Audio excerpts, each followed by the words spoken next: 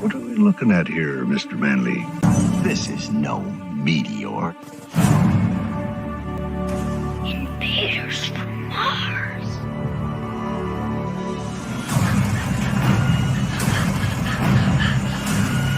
See anything unusual, Hogarth? No thing unusual, really.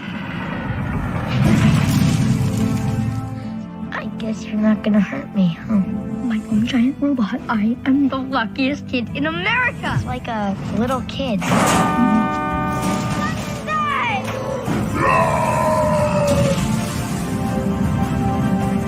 This middleman is fun, but who built it? The Russians, the Chinese, Martians? You're going to destroy it before it destroys us! We gotta show them you're good. You are what you choose to be. I'm Superman. Run! Ready to attack? Giant. Oh, God.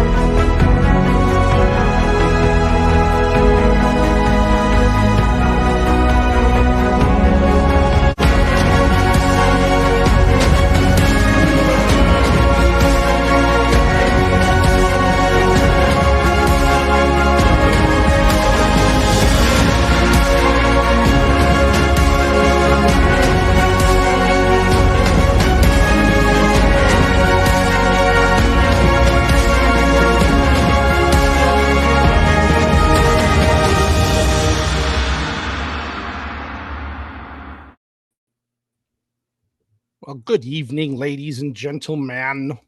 All right, we're back. MMM is back, minus a few people. Canada likes to give out HIV and kill everybody. I don't know what the fuck's going on. So Vex is sick, unfortunately. She's got something since the weekend. Not able to speak much, and we can't have Vex if she can't speak. So she's resting. Amateur Analyst, who is one of his favorite movies ever. Yeah, where is he? He's out. He's another Canadian who's sick right now, and he will not be here. It's like, what is going on? Never trust Canadians. He's always going to be a Dean in my eyes. You know, he's got his little Dean avatar. I'm sorry, I was laughing so hard because of freaking Whitey's picture. That was killing me. yeah, Whitey, yes. But we have a great panel, nonetheless, and we're here to talk about a good movie, a fun movie. I wouldn't say, yeah, I guess you could say it's a fun, beautifully animated movie from 1999, The Iron Giant. I didn't realize when I was watching this, I was watching the signature edition, which is like an extra 3 minutes long. Same. But I knew right away. Yeah. So I was like, okay. Yeah, but I'm glad to get into this and talk about this. I have a great panel, and let's introduce them real quick. So we lost one brown person, but gained another, and Kate is back on the channel. I wasn't here last time when he was here for Deadpool, but he's back again. And welcome back to the channel, sir. Hello. Oh, actually, before we get into the nonsense, I have something awesome for my little voice picture. If you guys are ready on my yeah, there it is right there. Yeah, look at that. Iron swag right there. Yeah. Swagberg. Pretty good. I like it. Beautiful. I like it. Yeah. I like it. Yeah. I like Hello, it. I'm Kata, aka Khalil Too Short, aka your girlfriend's nightmare. I hope y'all are having a great night. You know, I'm so glad to talk about this movie because when this movie came out, I was 3 years old when this movie came out. Wow. But I remember this movie vividly because I watched it almost every single day on VHS. And I absolutely adore this movie. Even as a child, I could pick up on the messages from it and how it's like trying to teach you how to be good and not to judge a book by its cover. And I really love this movie so much. Like it's one of my all-time favorites. Yeah, it's absolutely fantastic. And I hadn't seen it in a long time, so rewatching it, It is a great story. It's a short movie, but they do a lot with only an hour. Well, technically, without the credits, it's like an hour and 20-something minutes, but they do a lot, and it's great. But yeah, well, glad you're here and we can talk about this. My man with the scent that travels across the nation's gooch. Oh wow! It's a good one. It's a gooch scent. The gooch scent is good. How you doing, fragrance from Calvin Klein. Gooch. I'm waiting for the commercial. Let your gooch. Well, this is the second stream I've done with Enzo today, so it's it's Enzo and Gooch tag team today. I'm really excited to do this. This is like one of my favorite films. Yeah, it's got top 10, and one of them, like, this is when WB actually did animation. This is like perfect animation, and the voice acting, everything just synced up perfectly with a great story. So yeah, looking forward to this one.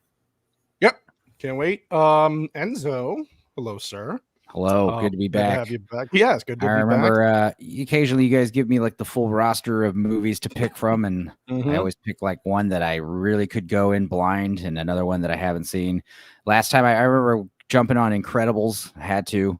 And when you guys said Iron Giant, I was like, definitely one of my favorites as well. I was like, I think it's 7th or 8th grade when this movie came out, and still like, this movie's one of those movies, man. It's a masterpiece, basically, and I'm excited to dive in deep and hard. Not as hard as my X-Men stream yesterday, but still 10.5 hours. Has that even ended? In this chair.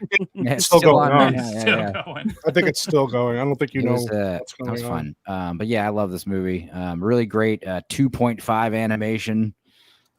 Just fantastic work. One of those masterpieces that whether you're 8 or 80. Male or female, American or living in Africa somewhere, it doesn't matter. You're gonna like this movie, I think. Yeah, I completely agree. White Bear, you beautiful hillbilly, you. How you doing? How you doing, sir? Your avatar is a little retarded there, but we'll go zoom in on it.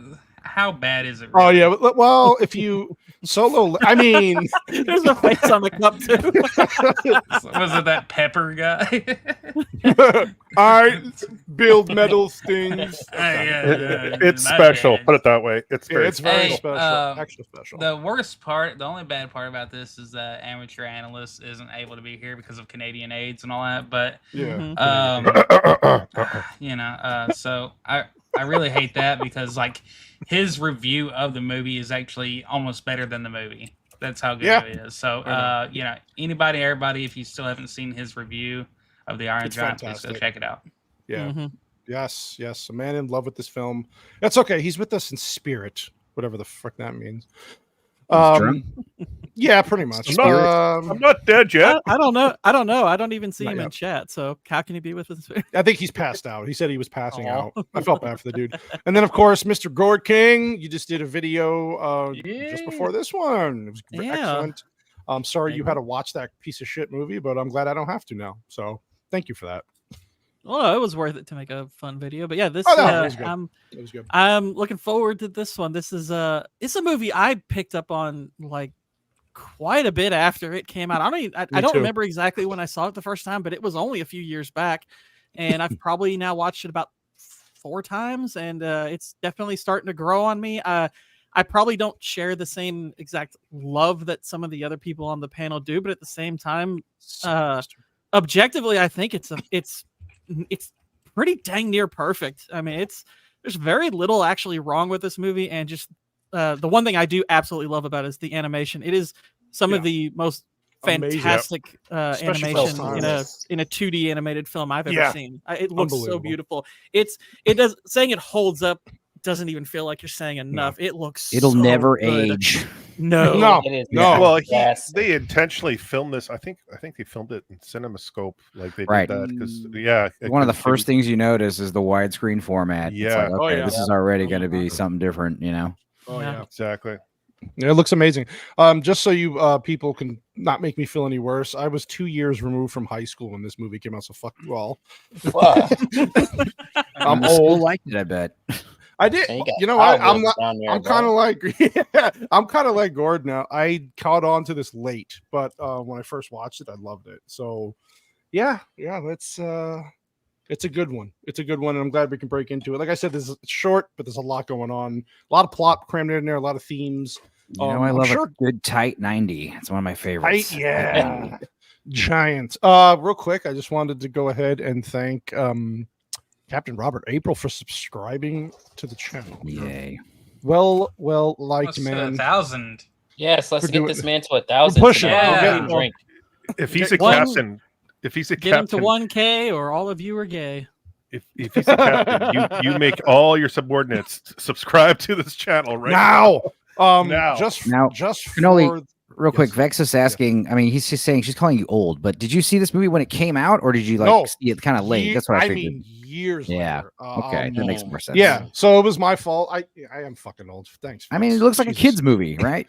I took my daughter to this movie at that time. It's a family film. Yeah, 99. I was what? I was about 18, 19 years old. So I was just into the sports scene. I wasn't really paying attention to this stuff. Catching it later, I was disappointed I didn't though. Because now I'm nerding out on a lot of this old shit. Like Gooch knows, I text him every day about what I'm watching and what I'm reading, and I'm like, it's like I'm reliving my youth again with all these comics and these animated shows. Now that you say that, I know one. I know we're going to get into this. There's one. I'm pretty sure. Have you seen The Prince of Egypt? Yes. Excellent. Okay. Yeah. All right. I want to show that to my kid. If you haven't seen that, you have to because it is a damn near perfect movie. Yeah, it is absolutely fantastic. But for the captain who subscribed, I'm going to give you this one because I appreciate it. Forget about it. Forget about it. Forget about it. Forget about it. Forget about it. Forget about it. It's a good one. Yeah, forgot about it. Well, I almost forgot about it, but all right. Forgot let's what? go. I'm offended by that. Shut up, Gord. You should be, Gooch. That's our family heritage. Damn it. Yeah. You should be proud of that. You should be proud of the gangsters And Genzo. What? Enzo too. Yeah, that's what I'm saying. Like that's our people.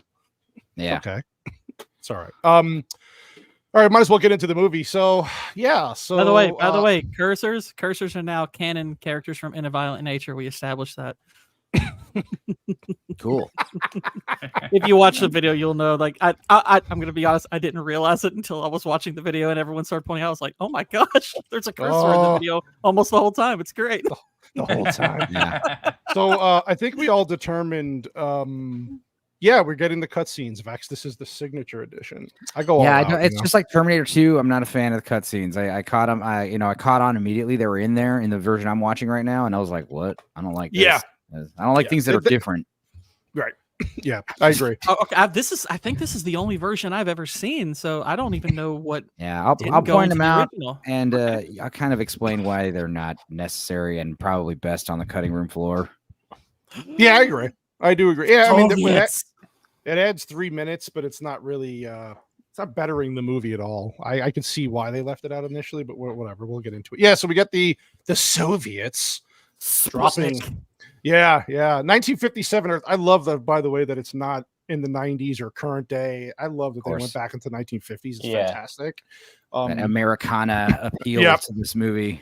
100%. And you're right. Off the bat, the first thing I said, my kid watched this with me. I was like, the first thing I was like, wow, this animation looks incredible. I mean, I know for 1999 we were making advances, but holy crap, man, it looks beautiful from the get-go. Really seamlessly combining the 2D and 3D. Like you could tell right away from like there's so much you learn from the first 2.5 minutes. First of all, CinemaScope aspect ratio. You're gonna be like, you see Sputnik, you see the waves, you see like there's gonna be like this really good 3D 2D animation. It's gonna be sci-fi. This comet from outer space crashing into Earth. It's gonna be a period piece, classic Americana vibes. There's so much established in this first 2 minutes. Amazing. It's so good. Yeah, and then I love transition. I love how he's like, look, the lighthouse, and then you see the robot. And first you're like, oh, that could be right. He's in the. You forgot that the thing crashed, and you see the eyes turn. And I was like, oh man, really well done. And then the transition, of course, with the thing getting up, and you get to see the size and scope of this thing, and it just crashes into the boat. All the things that they get to introduce in like the first 2 minutes, they give you so much information without even showing you a lot. They show you the time. They show you what's going Maine on. Takes place in Maine. Right. Area. They show you what he looks like, pretty much. Yeah, right away, which I love. Because is he 100 feet tall or 50 feet tall? I don't remember what they said. I have no I would, idea. I would say, you know what, Vex? If there's no Christopher Walken, Cancel in the trivia, stream. Don't send me trivia, please. Jesus. Cancel the 50 feet. stream. He's 50 feet tall. What's the point? The Iron Giant should have been Christopher Walken, not Vin Diesel. There, I said it. I think that would have pushed it to a 10. Yeah. Christopher Walken was the original Pedro Pascal. 100% accurate. Pedro Pascal got away with murder? Well, probably. Yeah. Have you seen his stuff? His Twitter feed, you know. Whoa. I mean, in the casting sense. Rock, tree, papers. Yeah. So I love the. So I guess I forgot. This takes place in the fall, correct? When he lands. Yeah. Obviously, going by the colors. School's like starting. Yeah. But God, Yeah. they do a great job with this whole tiny Maine town vibe, and again, that's why I love the setting that it's in and the time. Also, you got your classic like cartoon, like caricature style, like exaggerated features and different shaped people. It's so good. And I love how its part. Yeah, I love when they show how kids used to actually like enjoy life. They were out being adventurous, doing stupid shit, bringing raccoons into, like they wanted them as pet. Different than today, without the technology and gadgets. They're all glued to screens. Yeah, like this is, and the kid actor, whoever did this voice acting, I know it's in the it's fantastic job. The voice acting, top to bottom, is excellent, pitch perfect. This Jennifer is one of the Aniston. This is such a good, well cast. She even kind of looks like Jennifer Aniston. I mean, they model, I mean, it looks, something similar. Just like Emperor's New Groove, it's one of those movies where, like, if you could do a live action version, you'd have the same exact cast. Like, why not? Yeah. Look at this kid's face. He must be touching something behind that counter. It's got those like Obama ears too. Look at those things. Yeah. Yeah. And the scroll. What's funny is they're only going to get bigger as he gets older. And I love this. I like how they have the Russian satellite on the that crashed, and then the robot just to the left is like a little bit foreshadowing there. It's and then we get this guy, this character, this Dean, fantastic. I love Dean. Harry Connick Jr., man. Yeah, I gotta say, I didn't really.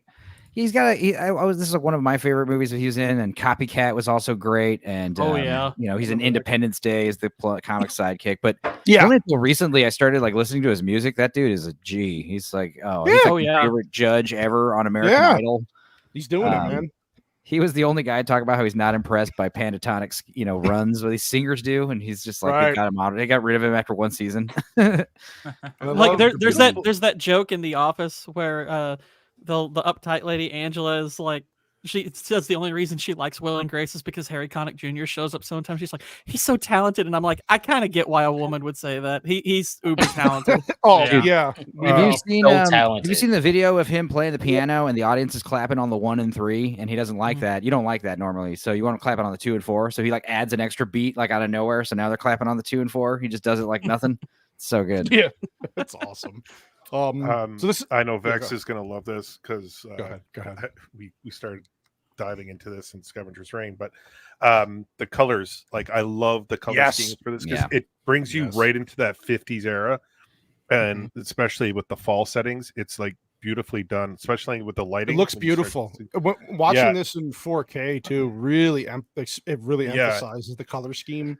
On a good TV or projector, if you're watching this, it looks beautiful. Remastered, whatever they remastered it in 4K not just the fill colors, but also the line colors are great. Typically, you have like all the line art is like black or a dark gray. It's like each character has different line art color to complement their not just their whole body's one color. Like their face will be like brown, and like this guy's sweater has like a gray or whatever. It's like everything's like it's so great. It's so amazing. Yeah, it is. I wanted to bring that up because like you pointed out perfectly, Enzo. Like you look at these hands.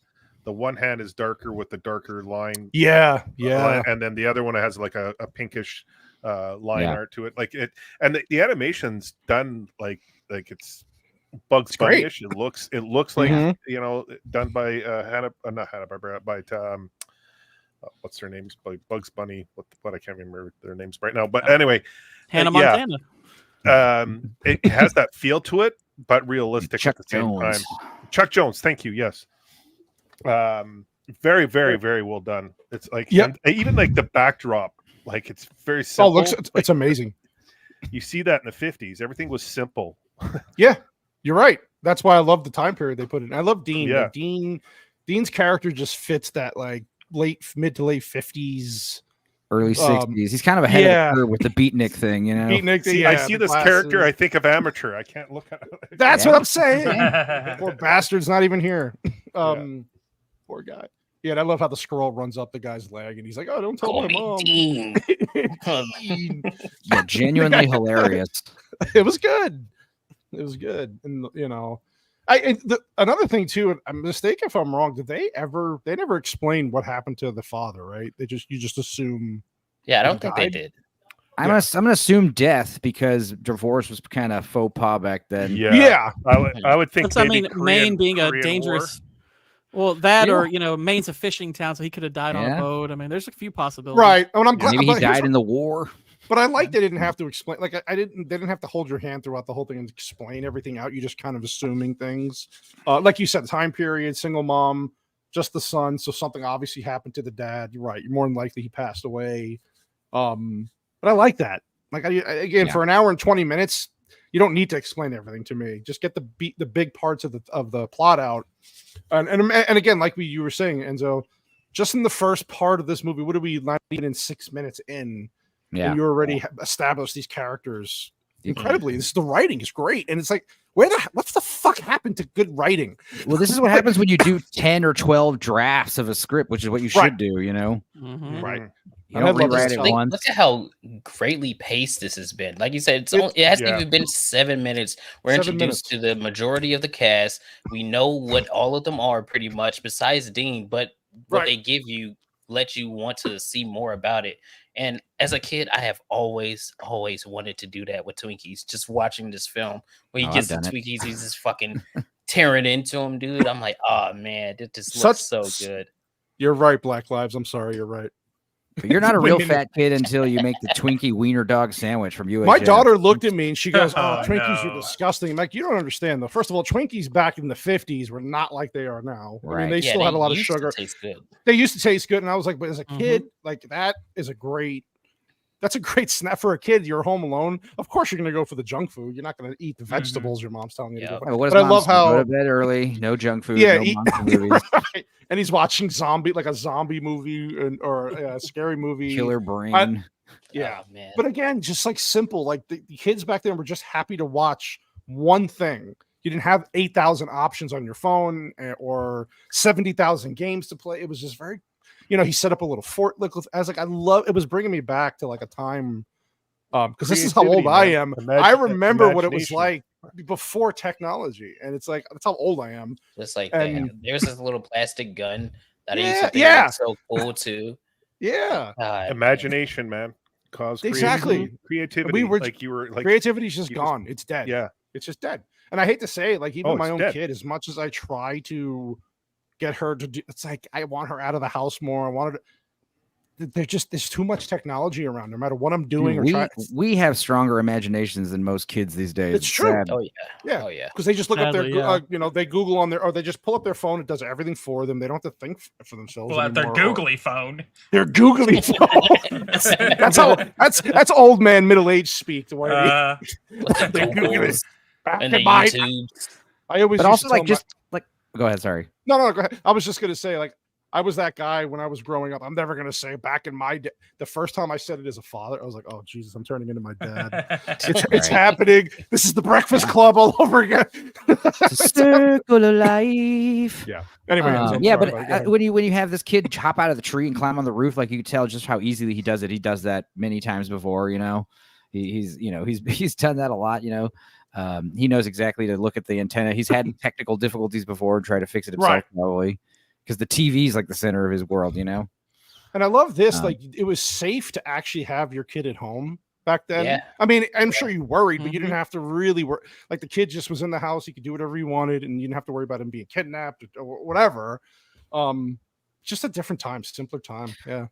Yeah. Even my neighborhood growing up, we could my mom left the door open most of the day. We're just out there chilling, just relaxing. It was good. You didn't have to worry about somebody running in or snatching you off the porch or anything. I will say, Texas, man, I can't wait till someone tries to break into my house. Right. I was going to say, I am a gun. Gooch will understand this. Where I grew up in Brooklyn, there was a specific reason why nobody bothered us. Is because the people who ran the neighborhood, nobody wanted to mess with. So just when you have a Sammy the Bull Gravano living around the corner from you for a while, and a certain ethnic group running things in the neighborhood, let's just say it was a safe area for a while. Let's just say that. So there's a lot of stories I can tell. Most of you have actually heard some of them, but anyway, you're right. But even then, I love this. Like, it brought me back to being a kid at a time where without all this shit around me. Like, I purposely turned off my phone during this movie. I didn't want to be bothered because I just wanted to enjoy the full experience. Especially the same thing tonight, dude. I'm telling you, man.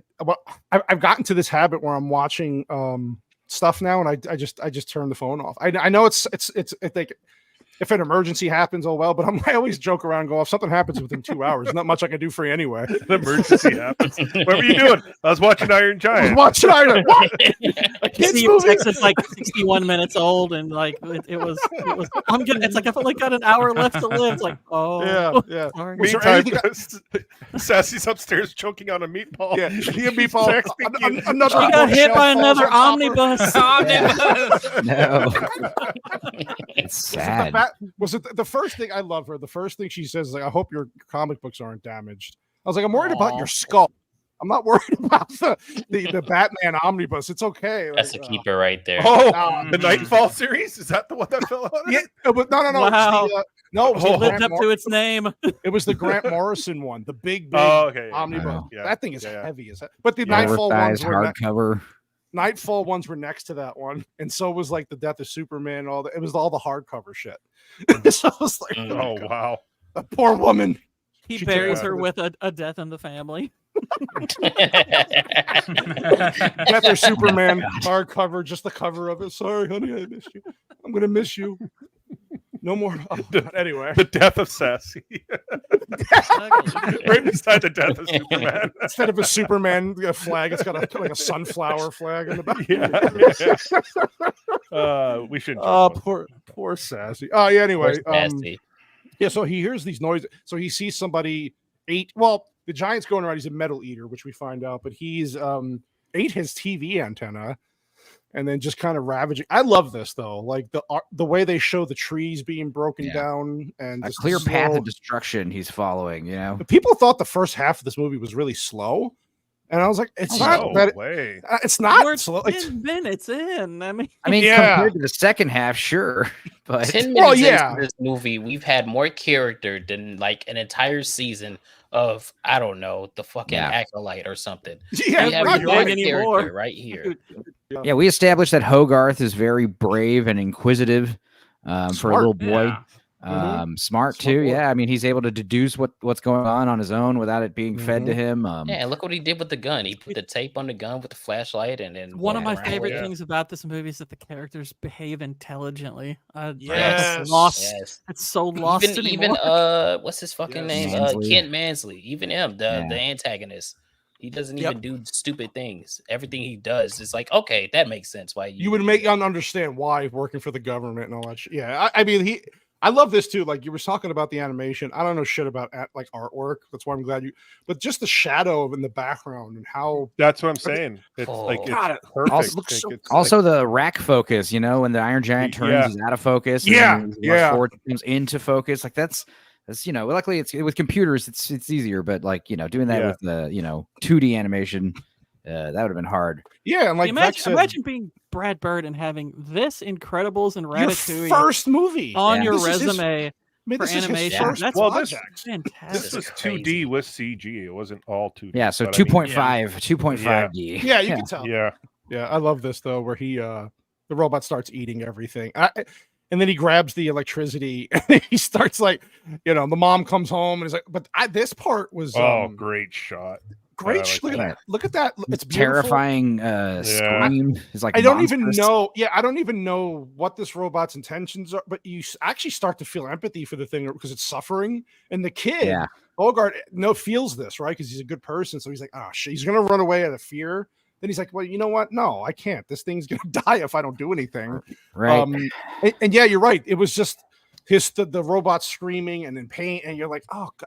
And I'm sitting there going, wow, I told my kid, I was like, I actually felt bad for this robot. I still don't know if he's going to kill everybody yet. Well, yeah, Well, this is the moment where the whole movie pivots, because like this is all leading up to classic 50s B horror monster movie. Yes. And it could have been an easy plot where like, the monster gets electrocuted, the power goes out, and then the monster goes rampaging some more. And the little boy has to warn the town about the monster. But this is an animated version of E.T. E.T. Yeah, this is where like yeah, exactly. Yeah. But also the other thing I forgot to mention is Michael Kamen's score in this movie. Oh, it's so good. It's also something like you really notice, especially in the beginning, and also whenever the Giant's around doing cool stuff, is the use of the gong. Yeah, there's so many amazing like gong hits in this movie that add like suspense and terror and otherworldliness. Usually you hear a gong, you just think China, but in this movie, it's like you think giant metal robot. It's great. But look at the shot. This is where the kid, like, he's like, I can't leave this robot. Like, fuck it. I gotta go help him. And shuts. I love the big on-off switch. It's like, so like, all right. Yeah. I guess technically, but yeah. And again, look at these shots. It looked amazing. Watching this at nighttime with everything. I have one of those lighting systems that matches what's going on the screen. It was like a friggin' disco show. My fucking. Now, I am at least a little confused. How does digestion work with this thing? It's metal eating metal. I guess gears, gears. I mean, if he pops that stuff out, it's a gross thought if you're a mammal.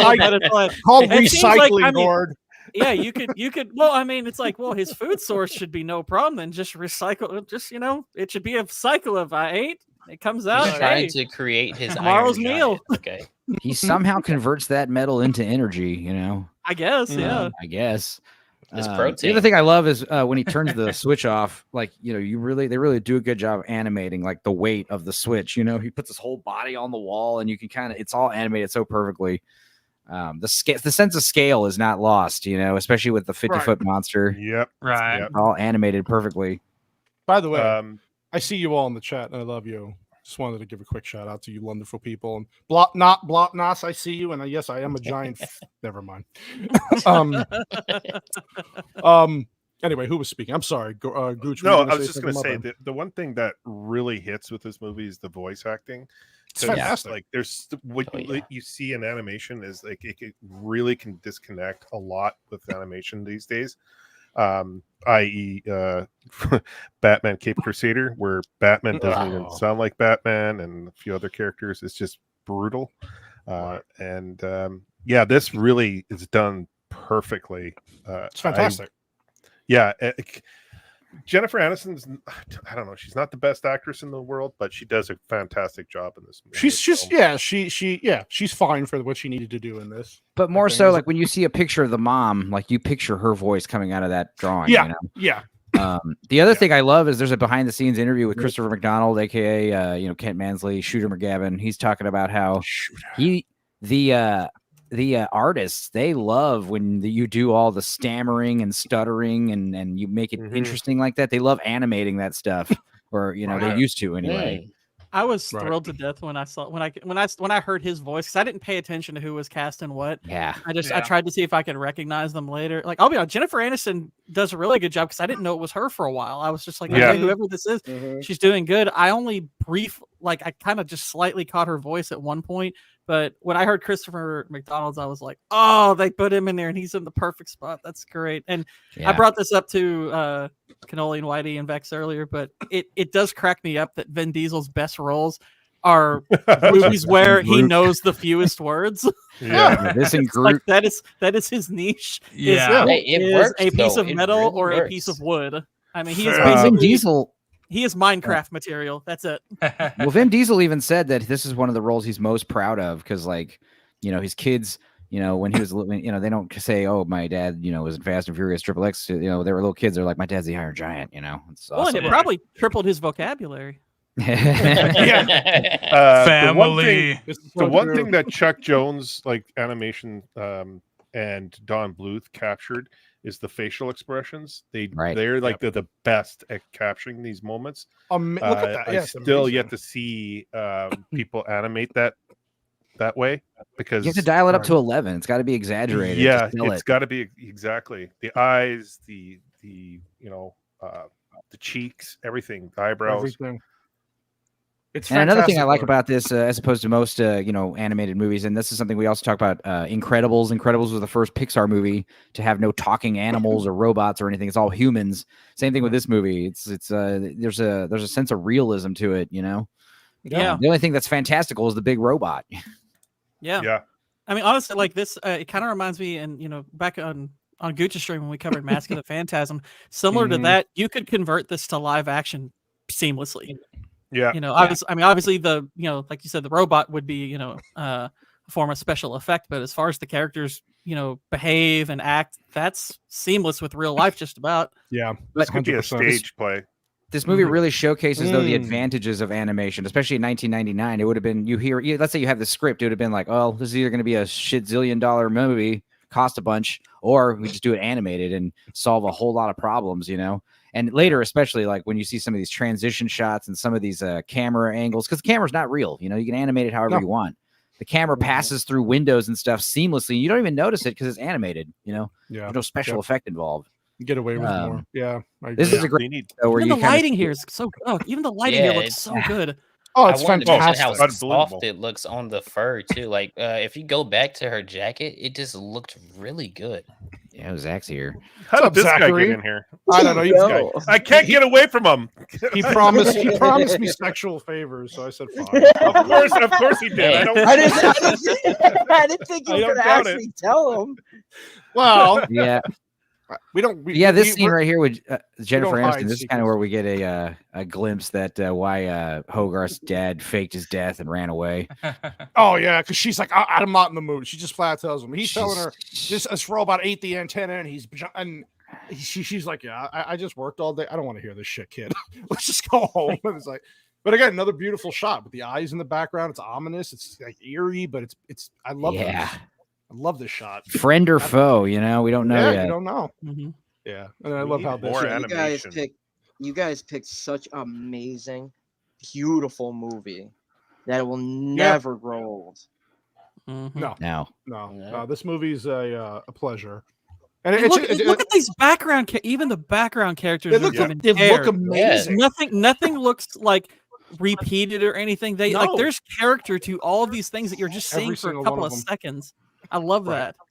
Nothing is phoned in. Even his tooth, like he's got that typical kid's, like that tooth's not fully grown in yet. But I love. Or he chipped it. He chipped his baby tooth on some kind of accident, doing horsing around, whatever. Yeah, exactly. And I love how he's drawing the picture of the giant, and they're watching these stupid, the stupid video for school. And I love how the teacher's got typical 50s with the glasses and the big hair. And this is great. This is great. Oh, Atomic Holocaust. Yeah. Yeah. I love it. Perfect. Yeah, it's so damn good. Yeah. Duck and cover. Not a terrible artist for a kid, too. I mean, it's basic, but it looks good, right? I couldn't do that. Yeah. But there's this hilarious idea that at the time they were telling people literally, like, hide hands on your desk, you'll survive a nuclear blast. Yeah. My mom. Yeah, this is one of the extended scenes, and I don't like it because it's originally after the class we cut straight to Dean towing away the eaten up tractor. But the fact that he's like in this diner, like getting to know her more, the waitress, it's much better that they kind of just meet each other later for the first time, really. Right. I don't know. We're kind of like seeing hints of this romance already, and it's not. It kind of comes unwarranted. You know what? The more I watch this, the more I see the similarities with E.T. Oh yeah. Totally. It's just like. See, this is what Hogarth. Yeah, I don't remember this scene. What is this? This is extended. Yeah. This is one of the extended ones, which again, Enzo's right. Didn't really add much. You didn't need it in the movie. They just they threw it in. And I say it detracts from the movie, honestly. A little bit. Their later meeting a little less meaningful, right? Because you kind of already show they're kind of give each other the fuck me eyes, Oh yeah, she wants it. I think because the romance really doesn't. I mean, I guess it does come to fruition at the end when you have the jump ahead, but yeah, I would tend to agree that it's better without this. I mean, I don't necessarily dislike this scene. Their banter, I think is more or less fine, but yeah, it's unnecessary. You don't need it. Yeah, it's this is where it better that starts they right meet for here. the first time, really, when they go to his warehouse and see the quote unquote art piece. You know. Yeah, yeah. I think like the junkyard scene is a better, I guess, form of a meet cute for them. Right. Exactly. What were you saying, Kata? Sorry, buddy. I was like, no, this is where it starts off after the classroom scene right here. Yeah, I haven't this seen is- this movie in years. Yeah. Yeah, and I love it how he just takes scrap but even the voice acting, like you said, and I recognize voices that I've actually heard like in other movies. I was like, oh, is that Yeah. guy? And then when you look it up, you're like, yeah, that's the guy, that's that That's the actor. guy. Yeah. I also love but the it's just- dialogue. You know, I'd pay more, but it's got Oh, a large yeah. bite out of it. He's like, that's why I'm selling it. Like, it's See, got this a is large where- bite out of it. This is Yeah, it where- sounds like banter. It doesn't sound like Yeah. a script. It sounds like actual Right. banter. general. Yeah. Like this is what that idiot J.J. Abrams missed with this stupid Super 8 movie. Gore, you were talking Yeah. about this on your gaming stream. Oh. He tried to make it like an ET-ish 80s. He just copied and pasted everything Steven Spielberg, but in the worst way. Like, and this monster comes and there's like no connection between the monster and the kid until the end of the movie when he touches him and he like could feel he's sad. I'm like, what the fuck is this? I'm like, if they would have built up a kind of thing like this and the monster with the whole from the beginning of why he was here and he's trying to get back to his planet, and if the whole instead it was just a fucking hodgepodge of like 80s memorabilia crap. Yeah, it was just stupid. It's just hacking instead of writing something meaningful. It's like it's if you want to take, the format, the template, whatever from another movie and develop something else out of it, that's totally Right. cool. That's how a lot of movies and stories tend to work. Is there's inspiration from some other source, but this movie does it spectacularly. JJ's movies are just remember. It's like, what does this remind you of? What does this remind you of? What does this? It's so It's bad. classic J.J. Abrams. Dude, Distilling yeah. from others Let me- with no substance. Poloni What is is the same thing. Poloni is the same thing. Let me ask you guys Yes, something. absolutely. Let me guys Absolutely. ask you this. Do you think because we live in a whole time where we are watching sequels and threequels, do you think this movie should get a sequel? No. It No. doesn't need one. No, you don't need stand to. Yeah. The Absolutely ending not. that's all- that's all it's I a wanted to perfect see send here. off to the character. They make the robot gay or something. I don't fucking Making the robots gay. the They come robot's back gay. and it's the female He's Iron not Giant. By the way, this guy here with the mustache, this guy, you know who this is? That's the manager from Major League. The fuck is, I can't think of the guy's name, but as soon as I heard his voice, I'm like, oh, all I heard was "Go ahead, Ricky, give him the heater." That's all I heard. In my head. Yeah, but they Or- these two- Get out there. yeah, but I love this. Also, I just love this. a great introduction to Kent Mansley. He's kind of an Yeah. asshole. He like looks down on these like little people in the town. Big things National happen in security. big places. Yeah. No, what's happening here? And then he's just like you said. Okay, he hang on. shit. You need to highlight Black Lives' comment. That's a pretty fantastic pun. That's great. That's great. No, if you Very don't get good, the joke, Black Lives. look at a No, I periodic got it. table. I get That's it. great. I'm just saying to anyone in broadly. You Ah, don't I that get it. joke? I get it. I get Very it. good. Okay. All right. That It's is, like- that is a top The tier light pun. bulb went off. You're like, I know for a second. I was like, I what? love literal humor. That's great. That's a good Lord That's one. good. loves those Thursday night at 10. groaners, man. It's great. Yeah, there you go. No, Marv, big things happen in big places. I'm gonna tell that. to Also, yeah, this Saskia. idea that he feels like he's getting his time wasted being here, looking Yeah. at this, and then immediately after this, his car's eaten in half. But also, just Christopher McDonald is such a great a-hole. And him or Oh, he's Shooter so McGavin, like who's a bigger asshole? His Oh, chin is Shooter. way Well, longer Shooter than the McGavin other Shooter doesn't by call down far. a missile strike. He doesn't call Yeah, down a exactly. missile strike, but to Yeah. blow up America. The One whole, for the shooter. town. Shooter. I love that. Shooter We'll is a get to that golfer. part Yeah, at the end. Shooter's worse, I think. I don't know. Stiller was really good as a villain in that movie too. I don't care, you old broad. You're gonna do this. I've had a By the big way, glass of shut You're the in my hell up. world now, Grandma. Thank you to all the people watching. We got 93 people watching between YouTube and Oh, Twitter right now. damn. Thank you Nice. very much, Boom, people. all Right on. Thank you. Appreciate you all. You could trouble me for a nice warm glass of shut the hell Shut up. the hell up. You will go to sleep, or I will put you to sleep. Oh my! Yeah, when are we doing Billy Madison? When are we doing gotta Happy do. We gotta do. Yeah, Yeah, we're Happy gonna. Gilmore. Happy Like, Gilmore do it to around me. like the Masters Oh. or something next year. That'd be We're great. gonna do it. Yeah. I have that on the book. Vex wants to do Forgetting Sarah Marshall and a couple of other ones. Like we got a lot of comedies we want to do. Dude, my bass player and guitar player wanted a tattoo, a Happy Gilmore related tattoo. They had me draw a fucking alligator with a golf club with a, it's like, I'm so glad they didn't do it. They didn't get the tattoo. I'm just like, still, it was a funny drawing. I love if you're doing Kingpin. It's all in the hips. Kingpin is going to be on there. There's a lot of them. I have a lot of comedies I want to get. Go deep, Jimmy. You gotta do Monty Python. You gotta do Monty Python or the Holy Grail at some point. That's another one. That's another one. That's another one. There's a lot. So good. Yeah, there's so many. Trust me, there's so many good movies. Even the Naked Gun I would do because I love the first. Oh, movie. the Naked Part I do two. all the Naked Part Guns. 2's Those so are funny. excellent. They're both. Yeah, you're right. Yeah, It's even so the third good. one's not great. It's just it's still we have a whole list we're gonna get into. I love his reaction when the car gets eaten in half here though. He gets in the car and he's like, what the?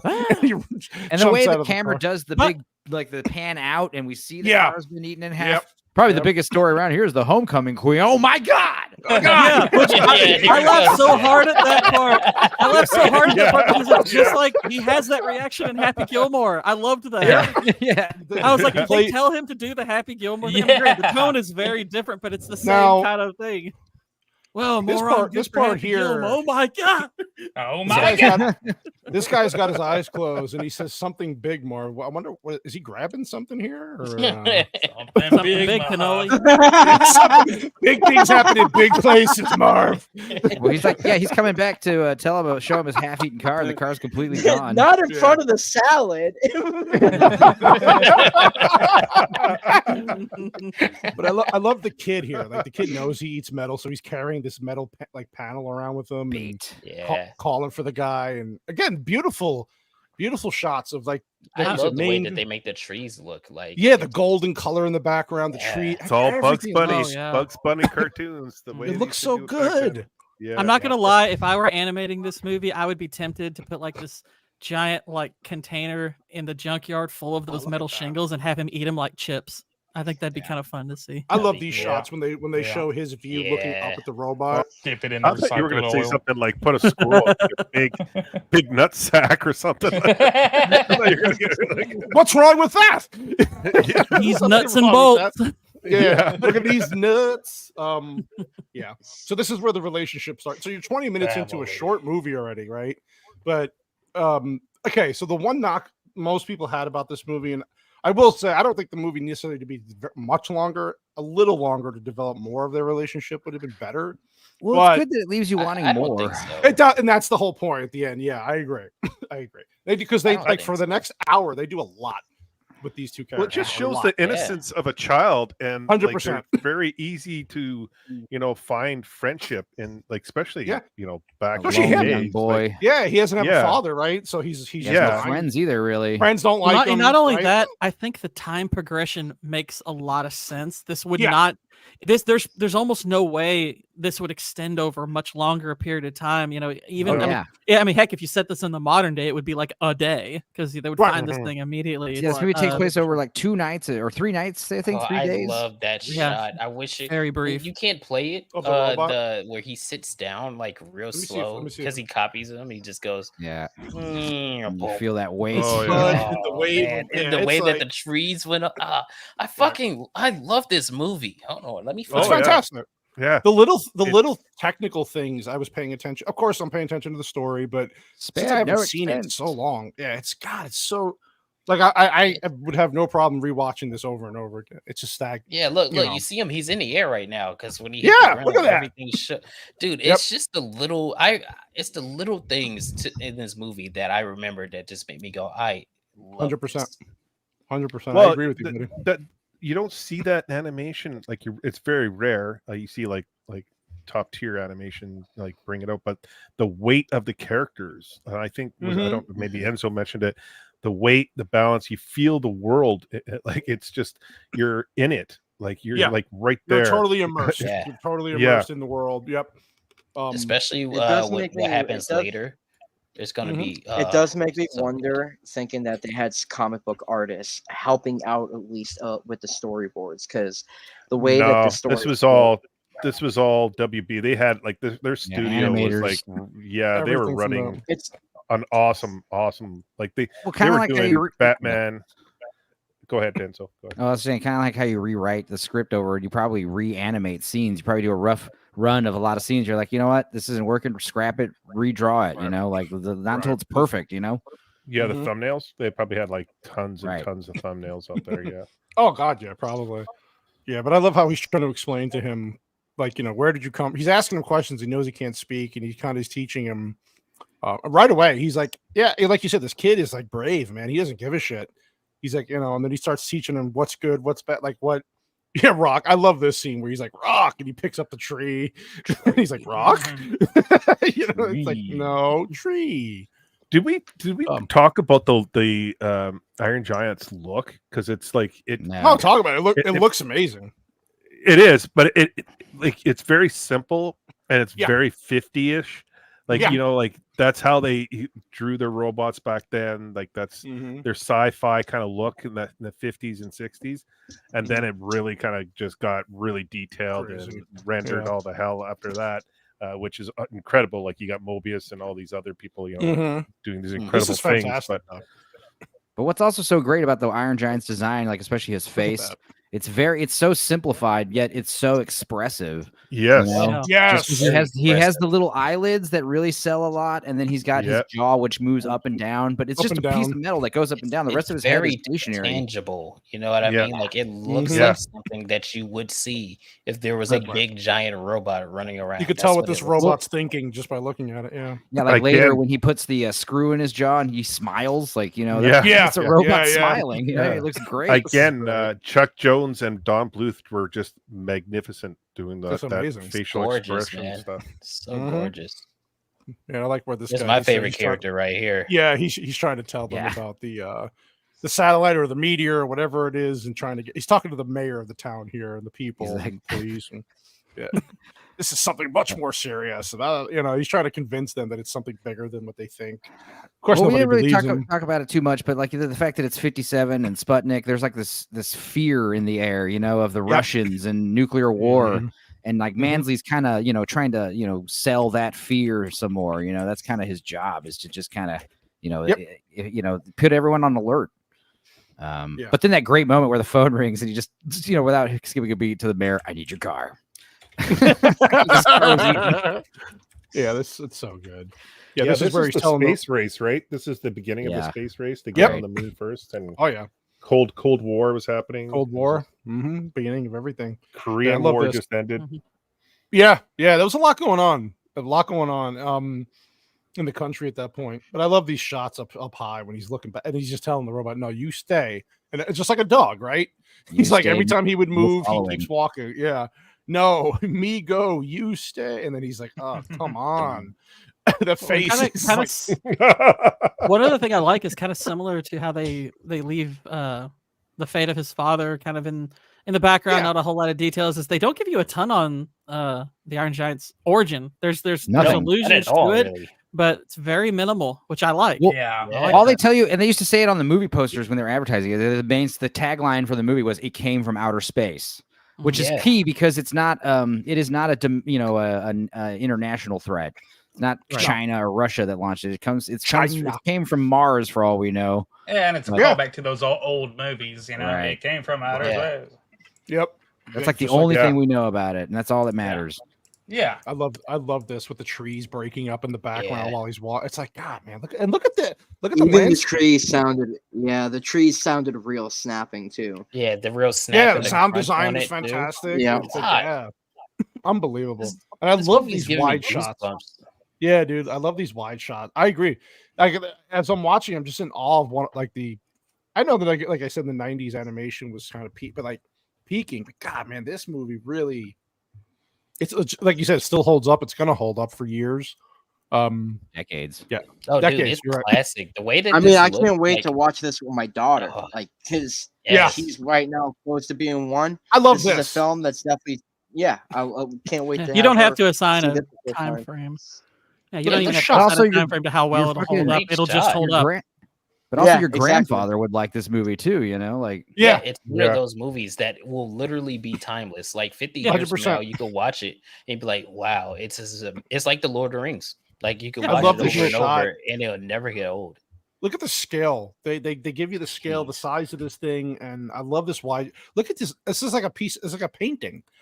It's beautiful. Every frame literally a painting. Yeah. Yeah. The other thing that's Perspective. interesting is the fact that it's in a widescreen. Typically, like that's what made Jurassic Park the original so great. It's not in widescreen. They take advantage of the extra couple, the extra height to showcase the height of the dinosaurs. But this movie does a great job too, showcasing the height of the giant without, with the limited height space. But they make up for it with great blocking and framing. And this is, I think it's one of those movies that I don't think I would not want to see it pan and scan, on an old 4x3 TV. No. I agree. But I love here where he's trying, the robot, he wants to eat the metal, right? That he hears the train, the kid's trying to teach him. No. There's a train coming. This is bad. You can't do this. And the robot learns pretty quick because the kid's is being so frantic about it. And I love how he meticulously has to put it back just perfect, but he waits too long and then the train hits him. It's like, but look, he's trying to get it right. Oh god. And also the score really selling the suspense. Too. Look at this facial expressions he makes when he's putting the train tracks down. Yeah, not saying a word. Great shot. Look at that shot. God. Yeah, so good. So good. And he doesn't know what to do. Frame, I wonder. That's the type of frame I wonder how the fuck did they pull the lighting off on that? It's either digital lighting or it could just be, if it was traditional, it'd be airbrushed. Yeah. But Oh it's my probably god, digital. dude. I mean, that is like accurate airbrushing. Yeah, no, it's probably digital. Because I mean, the Iron Giant is mostly 3D the whole movie. Yeah, and I love this where the robot just falls down. He's like, "What the fuck?" And the kid's like, "Oh no!" And then his hands are missing. And then, I was about to say, isn't this when his pieces come apart and he has to put it in the barn? Yeah. It's like not only is he, kind of like not hurt, but he's not even broken. You realize, like he fixed himself. It's amazing. Yeah, it's like you said about his jaws hanging off. But then the music during this scene too is awesome. It's the little xylophones going off, the little bells. They really sell it. Now, when he puts himself back together at the very end, though, when we get to that point, did anybody assume immediately, like, oh, he's going to put himself back together because he can, or did they do it? I think the movie's more or less suggesting he will. Right. Yeah, I think in the moment though, because it's so it's so intense of what's going on, you're not even thinking about that. That's how good the story is. You're so invested in what's going on, you completely forget. Oh, this dude could put himself back together again. Yeah. Oh, you're saying? Were you thinking that when he? Blew up? As the movie was going. No, I thought he died. I thought he incinerated. Yeah. Everything's fucked up. But then when he starts, when the antenna goes up, it's the music really kind of makes you think, oh, okay, there's no danger. Like everything's gonna be okay because the music has this like kind of calming melody to it. Mm-hmm. It's telegraphing. Little chimes when it goes off. It's so perfect. I love this shot too, where his jaw's like just dangling, and he's like, "What the fuck is going on?" That was Blue Collar waking up after last night's stream. White Bear, what the fuck is going on here? White Bear, what are you humping over here? What is going on? Hold on. Fucking sucking robots, dude. Wow. He's getting that tumble action. Yeah, he got that Iron Giant all right. Family. Ow. Family. Anyway, Nito. Nobody says the word Nito anymore. I say it all the time. I know. Nito. I say neat. I don't typically add an O. Yeah. I love to say Nito after someone tells me some horrific story. Oh, Frank. Oh, I remember that voice. I want to know. There's a giant what metal specifically man. did they? What specifically did they look into Vin Diesel as the voice? Like, why him? Well, because out of all the he's got a very gravelly, deep voice. It's perfect. He's perfect but also, for like one word script like shit. He's better at this. He's family. He's family. If you ever seen that video of Vin Diesel trying to sell street shark puppets at some convention, you realize a couple things about him. First of all, he is kind of a child at heart.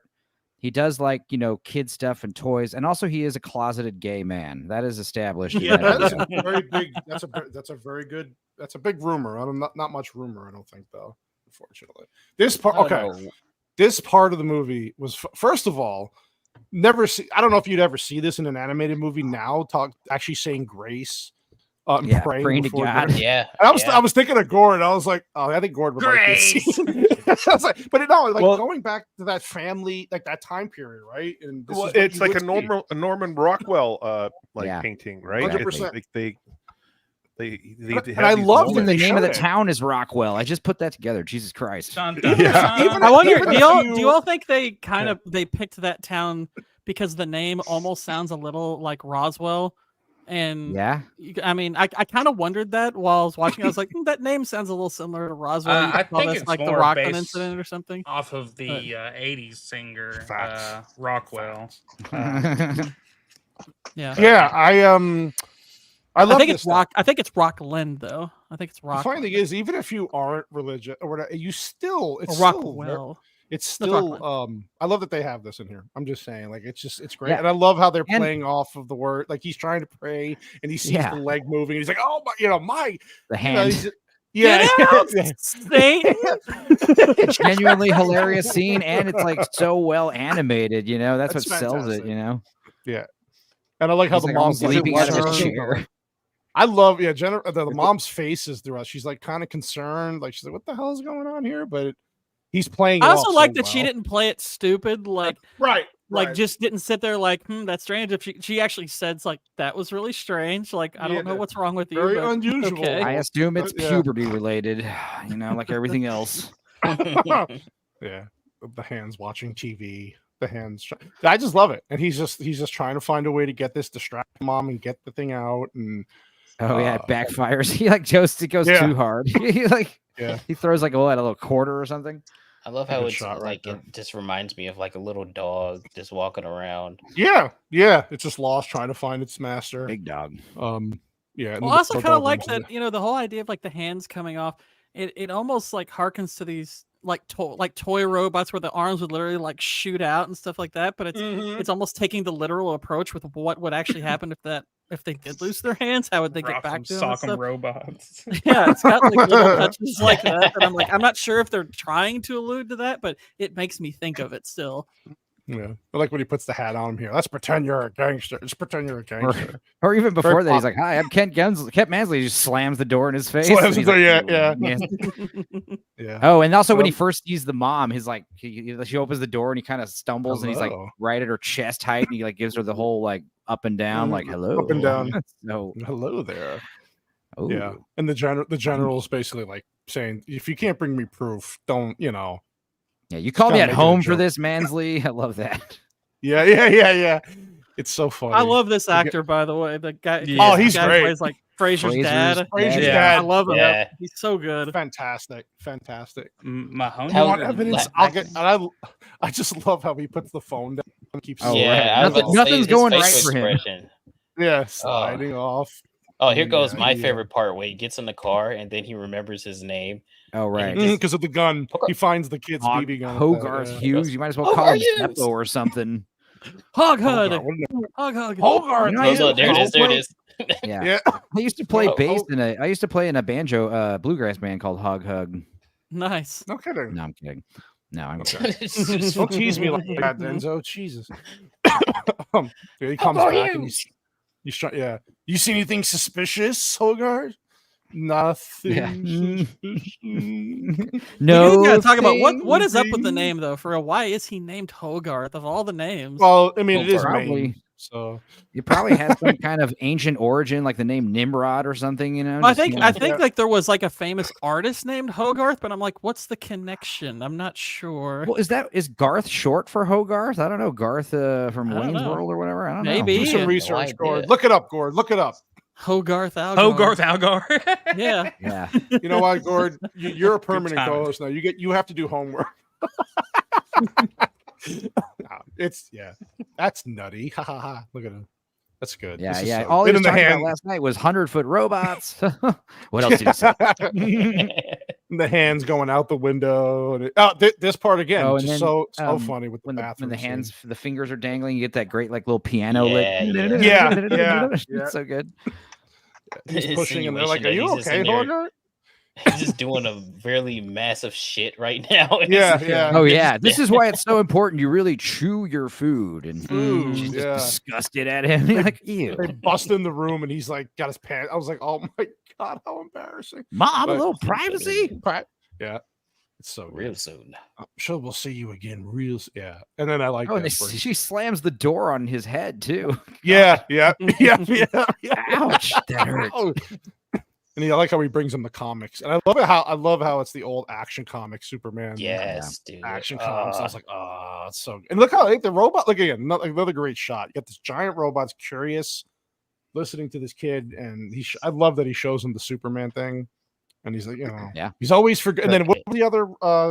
What was the Atomo? Atomo or something like that. Yeah. Show him this is what one of these great this is another reason why I love this movie. It's like Superman adjacent, I love it.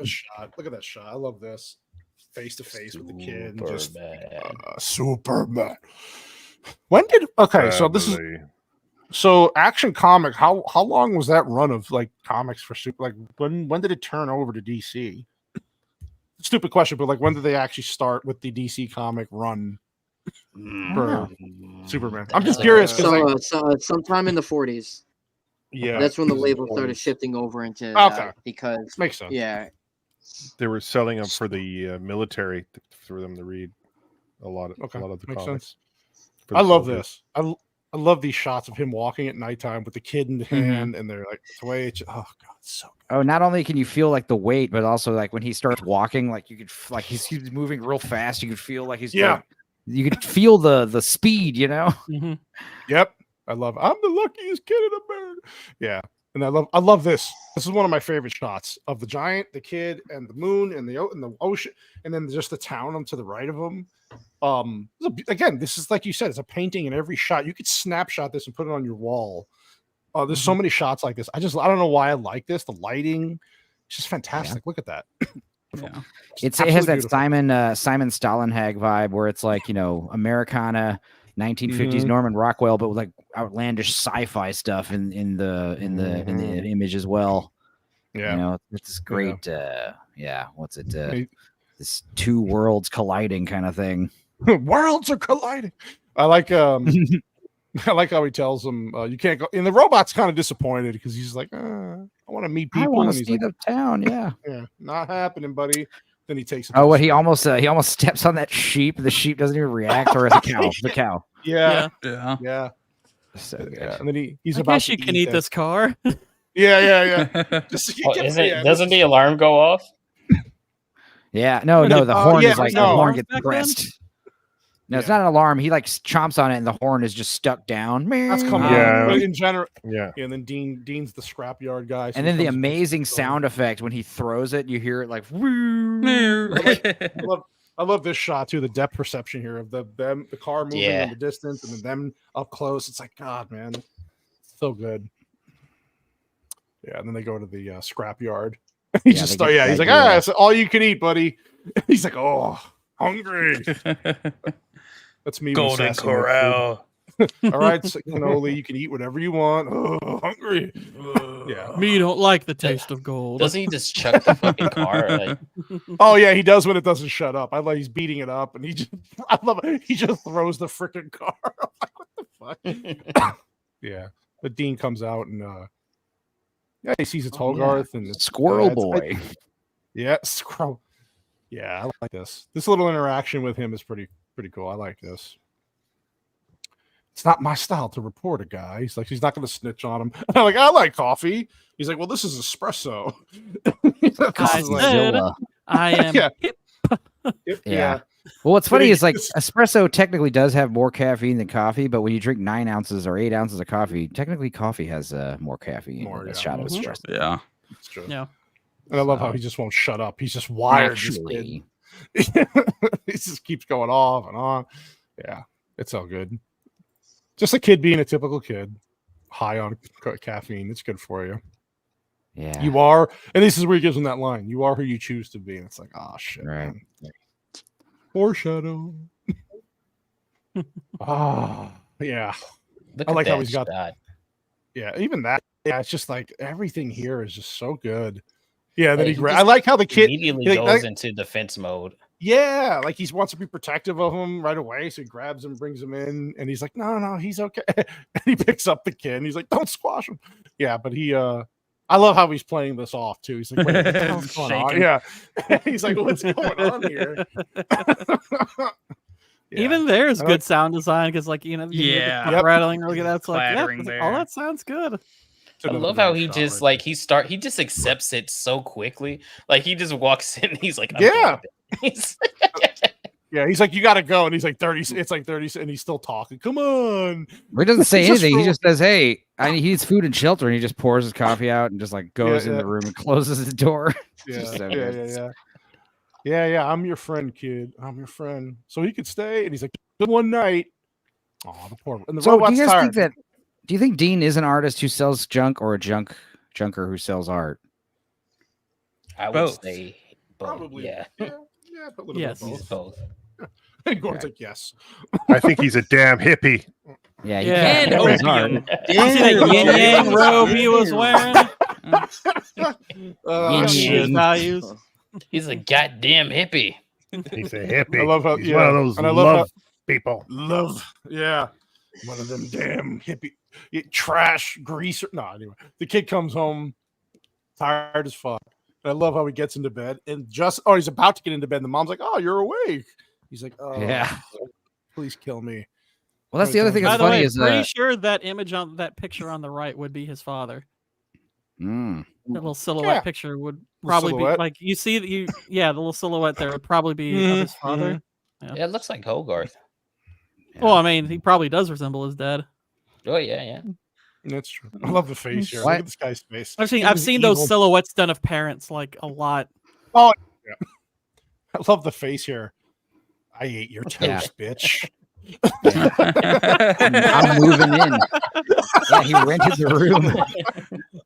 I left you an upper decker, kid. You think you tough? Holy shit! Oh my god! What the fuck? I love this shot here. Yeah, I said he could stay the night, and the robot's just looking in. Yeah, well, it's funny because he told him, "Hey, you can stay the night," but the sun was already coming up when he said that. So it's like he's expecting to get rid of him in 2 hours. Yeah, it's a little not realistic. I love how this kid's just calling him slugger and chief and where you going, and, slugger? Yeah, and the mom's like, "Oh, show him around town." He's like, "Oh shit, man, I can't get rid of this guy." Oh well. Two kinds of metal. You want me to walk? You want me to escort a Fed around the town? Come on. Yeah, that's not a good look. What you currently have in your mouth is art. Is art. I've heard that before. Yeah, on that Saturday night. that line was never going to get abused.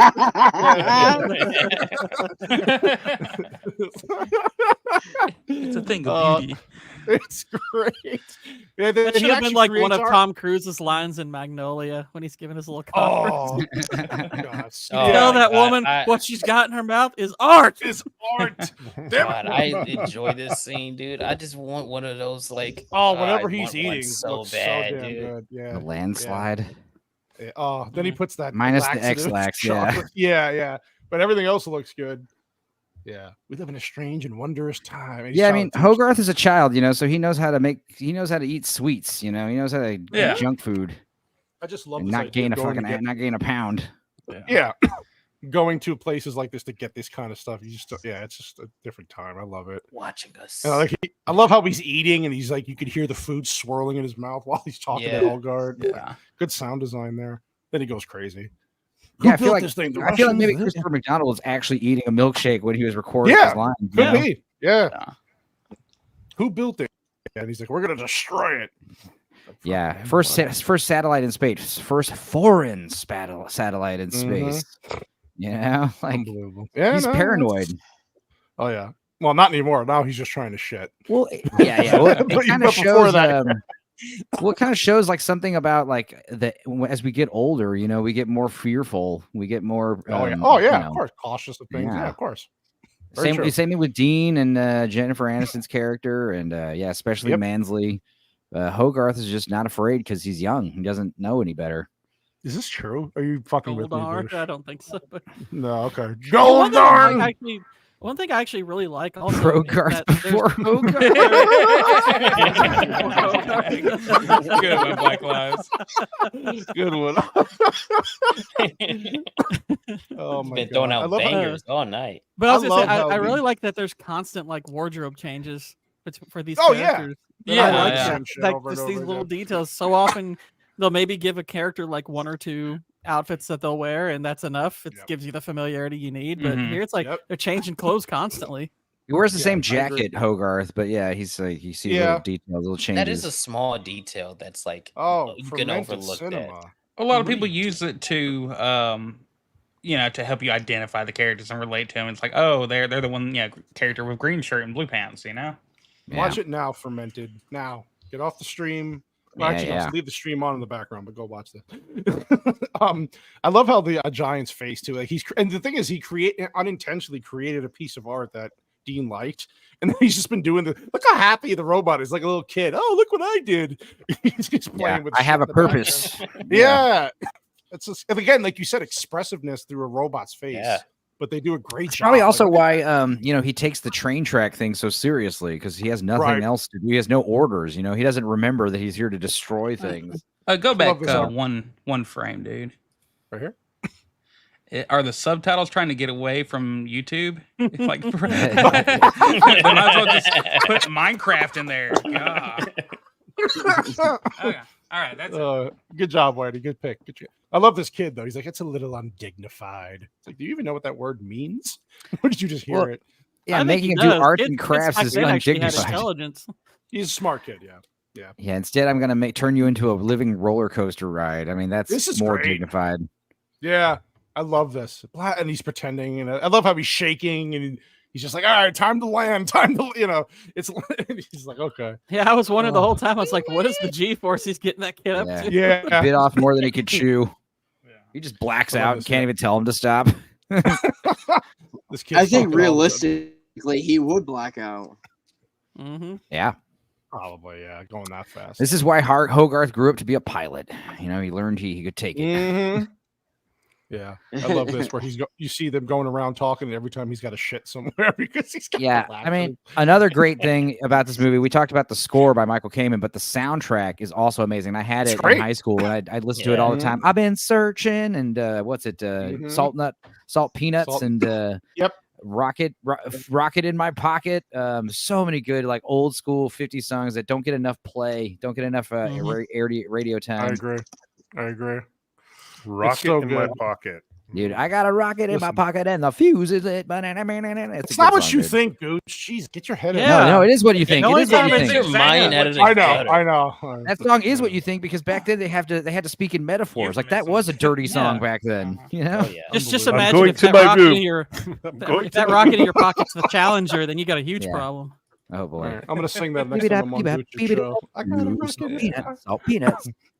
Yeah, when he sees Hogarth's that just makes me think of Jim Carrey. Yeah, exactly, yeah. Salt peanut. Yeah, I like this how he's being like a dad here. Like he's watching his, this is what a dad would do. Watch his kid go in the water, play. We're watching. I just want to read. Yeah, we're gotcha. He's getting over a hangover. Look at this face. Shit. That's totally amateur. Yeah, dude. Yeah. there's the big in Japan face. Yeah. Yeah. And the water's cold, and he's like, nah, I'm not coming in. And I love how he's like, hey, the water's great. He walks away. You're swimming in the fall in Maine. In Maine. Like, what are you? Well, how back with the voice acting, like how did they do that shiver effect? Is it real great acting, or they literally put the kid in an ice bath and record him? They put him in a I wouldn't doubt it. Record your lines. Like they ice bucket the kid and lock him in there. Say your lines. We'll do it. Put them back in the ice bucket. He's not doing correctly. Put them back in. You're not getting out until you do do right. 100% correct, Zach. You're doing voice work in the Iron Giant. This movie stand behind the Iron Curtain. When I do with the trivia, you'll be shocked. Like when I tell you where this debuted at. It's fucking Nice. crazy. Well, dude, this cannonball scene is amazing and hilarious. Oh, dude, it's so good. Yeah, but I think the funniest part of the whole movie is right after this. You know, where he's like, "You're right in the middle of the road." Yeah. Yeah. Yeah. I love this. Yeah, I love this. And the robot's like, "Oh, look what," and the kid's on a tree, like, typical kid, right? It's a miracle I'm not dead. Also, the lake has been totally emptied. It's like, dude, it's just this is the He's like, okay, thank you. Okay. Yeah. There's like fish on the road and stuff, you know? Yeah. Everything. Like turns like a small part of the town into like Isengard at the end of Two Towers. Hey, is Mansley in my room right now? Is Mansley in here with me? Am I in Mansley's room? Whatever. Right. Yeah. Oh, yeah, he is. He's behind you. He's behind you, Enzo. He's right here behind my computer. Yeah, but yeah, this is where he's trying to get. This is where he finds the photo of the robot from the camera, right? And he's standing behind Hogarth, I think.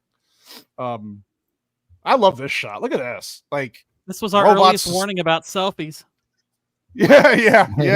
Don't do them. Selfies and photo bombing. They tried to warn us. This is a great moment in the film, though. Yeah, look. Oh, I love this, dude. This scene, I didn't expect it. Like I forgot. They showed the deer, right? And you're like, oh, this is. And I'm telling my kid, I was like, I don't remember what happens. I don't want this to turn into an envy moment, but I feel it coming on. And sure enough, he's very gentle with the deer, and then he obviously hears the gunshot. And yeah, like you said, a lesson here about life and death, right? And what fear is, and how it's fragile, and what it's like. But the kid would have been. The kid could have taught him such a cooler lesson if he was from Texas. Yeah. Yeah. He'd be like, guns look, are cool. you know, sometimes you gotta hunt to eat, man. them, It's all good. How do you think you get that medal? Just let the tears out, Billy. It's okay. That was a clean shot right there. That medal you eat doesn't come for free. We have to kill metal. We can put that rack on your head. But yeah, everyone learns about mortality at one point or another, and you know it's never good. You know, it's always scary when you learn like, is this all going to end someday? Yeah, guns I learned when my uncles had me do a hit when I was 6 years old. You too, huh? Man, you started late. Do we have the same? It wasn't my uncle, but it was the neighbor. He's like, hey, Greg, you want to go down to the corner? Yeah, no, I'm good. Family. Yeah, family. So again, I like this though because they did it in a pretty innocent way, but it's it definitely pulls on the heartstrings a little bit, even though you said, we know people, we know not all. For him when he's sad, he's like, look at him. This is a great shot. He's on his knees, like, oh, this sucks. You feel bad for the giant a little bit, and I love these little moments here, like these looks, like you said, Enzo. Just the expressions on the robot's face are just unbelievable. That's a sad robot, the tender moments, and they're genuine. Now, this is another. I mean, obviously, they have the whole. Oh my God, it's true. It's so true. Gooch knows what I'm talking about. You know, souls don't die. I mean, things die. It's part of life, but your soul lives on forever. Souls don't die. Oh, I love this. I love this. And then after the souls don't die line, it's supposed to cut right to Hogarth coming home and getting chloroformed by Mansley, but instead we get this really bad scene that by itself is cool. It would work great. It would be cool to see like in the deleted scenes, special features. But not on the actual movie. The problem with it is we're kind of jumping the shark. It reminds me of Terminator 2 when they kind of allude that the nightmare nuclear holocaust scene. Yep. It's better that we don't learn that what the robot's actual intentions are until Hogarth sees them or Dean sees it later with the laser eyes. But the fact that we're kind of already hinting that there's like a nefarious reason the robot's takes here, it kind away. of solidifying it. Yeah, Right. it's not necessary. But it's a shame to delete it because it's such an amazing scene, like animation wise. But it doesn't. It is jarring, and it kind of takes away from the impact. The big revelation when later when the robot busts out the laser eyes at the side of the gun, and we already had that earlier with the when he sees the hunting rifle, like his eyes turn red and he kind of snaps out of it. That's kind of all the alluding to we need really. I love this though. Like they're talking about this Polaroid, this the famous 60-second Polaroid. I'm like, oh my God. Yeah, this sequence is badass. I mean, don't get me wrong. I get what you're saying. I get what you're saying. I don't know what happens here. I've never seen this. So it's like the giant has a nightmare basically, and we kind of see him, remembering getting electrocuted. We see this awesome like a cityscape getting nuked by like green what the lasers. Fuck is this? We see an army of iron. This is in the extended edition. So right. This that's the one is cool, but it takes away from the movie in general. Yeah, I know what you're saying because it does look amazing, but you're right. It does. The impact later on would have had more impact later on, like you said when he tries to attack Hogarth. Than this because you get, like you said, you get a hint here, like he's capable of this. Where later it would have been more of a surprise if they didn't have it in there. Is that like that picture of all them different Vin Diesels? Family. With this scene here, Enzo, like when they have that scene, it's like he's he went AWOL from everything. Like, is that what they're indicating? Like he got away from it. And the dent in his head has given some kind of amnesia, which why he doesn't remember what he's supposed to do, which is just destroy everything. And again, the other thing is, that you just have to. The cool thing about the scene, I guess, the most important thing about the scene is this is where we establish that Dean, he sees the TV interference and the giant's like having a nightmare that seems to be causing the television interference, and this is where Dean starts to get this like I don't really trust this. There's something fishy going on. Something's off here. Yeah. But he's already kind of established. He's he's not really into this. I've never seen that scene before. Yeah, it's wild. Yeah. I saw it kind of for the first time when I was rewatching for this stream, and I was like, I don't like this. It throws the movie off in a different direction. A little bit. That's why I don't always love extended scenes in directors. Zack Snyder. Yeah, a lot of times they're cut for a reason, man. And when you just I will not watch Rebel Moon director's cut. I will not. All right. We're covering. I will not. Nothing you can do about I will. I will not. Check it out. Just. But it's one of those things where DVDs were great because you could watch all the deleted scenes like after the fact, separate in a separate menu. Yeah. But when you put them in the movie, 9 times out of 10, it throws the movie out of whack. I don't like that because it does take away from what happens later when he has his little snap moment. Yeah, really. Right. It does. Takes that away because you already know what he can do. You're starting to slowly kind of learn that the robot is like a killing monster. When we see that machine scene, we're like, okay, this thing's a war machine of some kind. Yeah, but I do like the like we were saying, the vagueness earlier, kind of leaving it up to your imagination exactly where he comes from, and right. Of course. Bush, of course. Yeah, I like this where, like you said, he's interrogating the kid. Then he does the chloroform. This whole thing was hilarious. He chloroformed. That scared the shit out of me. It's not hilarious. Yeah, but as it a child, I was dark. like, "What the fuck?" He just kidnapped this kid and drugged some him. dark shit, right? He puts him. Okay, now this is probably one scene though I do have an issue with because I'm like, it's such an odd plan. It's like he chloroforms him after he questions him. And then he wakes up that same night, and then he has to watch him the rest of the night. I'm like, it's weird. Well, I'm gonna assume this is like a little bit of redundancy to it. I was like, that's a little odd. I mean, it didn't quite work for me. I just thought it was a really strange way of going about things. It made one feel completely unnecessary. It was like, because I mean, if I'm him, I'm like, I might chloroform if I start feeling tired. I ain't gonna chloroform before that. It's like if I really need to knock him out so I can get some shut eye, that's when I'll hit him with the rag. Yeah. That's a good point. I mean, chloroform technically works only for a few hours, so he basically just took a little nap, and he's probably waking up in the middle of the night. He's probably chloroformed him, sometime between 8 to 10 p.m. maybe. No, I'm just saying it's like the order in which he does it is odd, and the fact that he would do both of those at all is a little weird. But I mean, it's a small issue. It's not a big thing. It's one thing where I was just like, that's a little odd, weird. Yeah, well, I will time my victims and see how long it takes. Yeah, for the okay. Wow. I want some data. Well, Mansley's trying to do like the blue pill thing. Like you wake up in your bed and believe this is all just a nightmare or whatever. But it doesn't work that way, obviously. But what I do like, first of all, like how he sees the picture, he finds the developed film with a giant in the picture, and he's like, it doesn't mean anything. He's like, this is enough to get the army here with one phone call.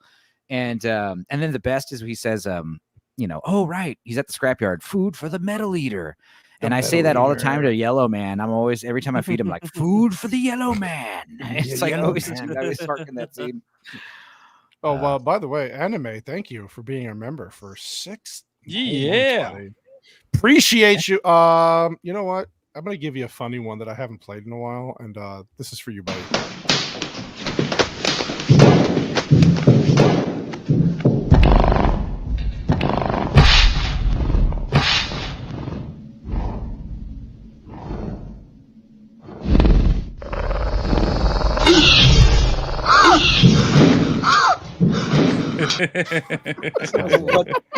What the fuck did I just see?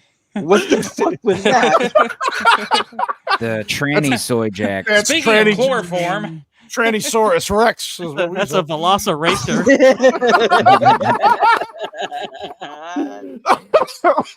I love, yeah, look at that. So I love the staring contest. And I love the part where they fall asleep, right? And then he falls asleep, then he sees the helmet, and then he just assumes that the kid's still there. I love the kid just walks right by. He's like, "Hey, good morning." Yeah, morning, like, Kent. Yes, clever, clever she, her.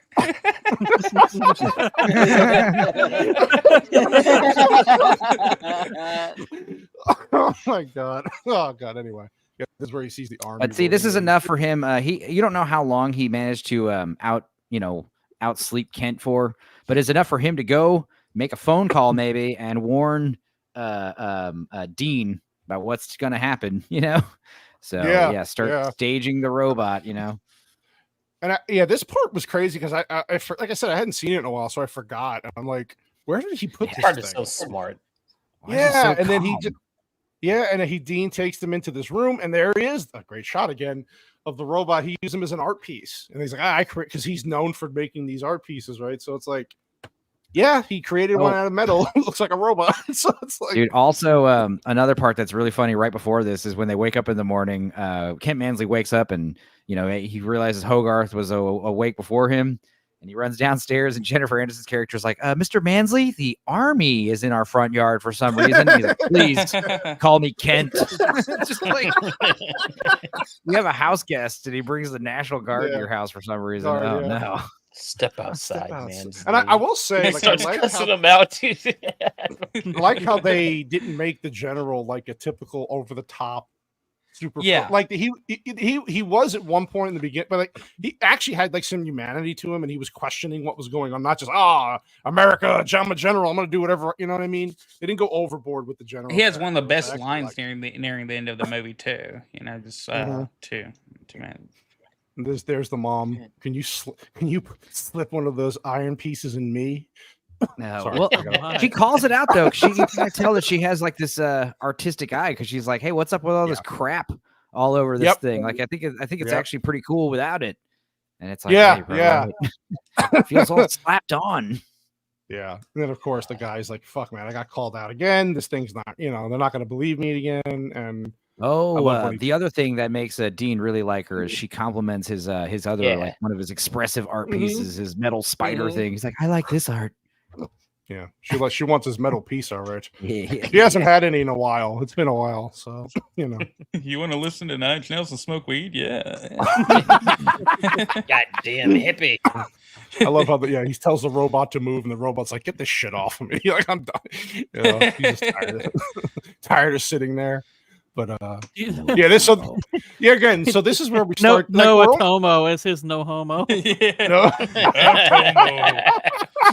But I love how, they were like, there's only 25 minutes left in the movie. So like, what the hell's gonna? And then this is the scene where he.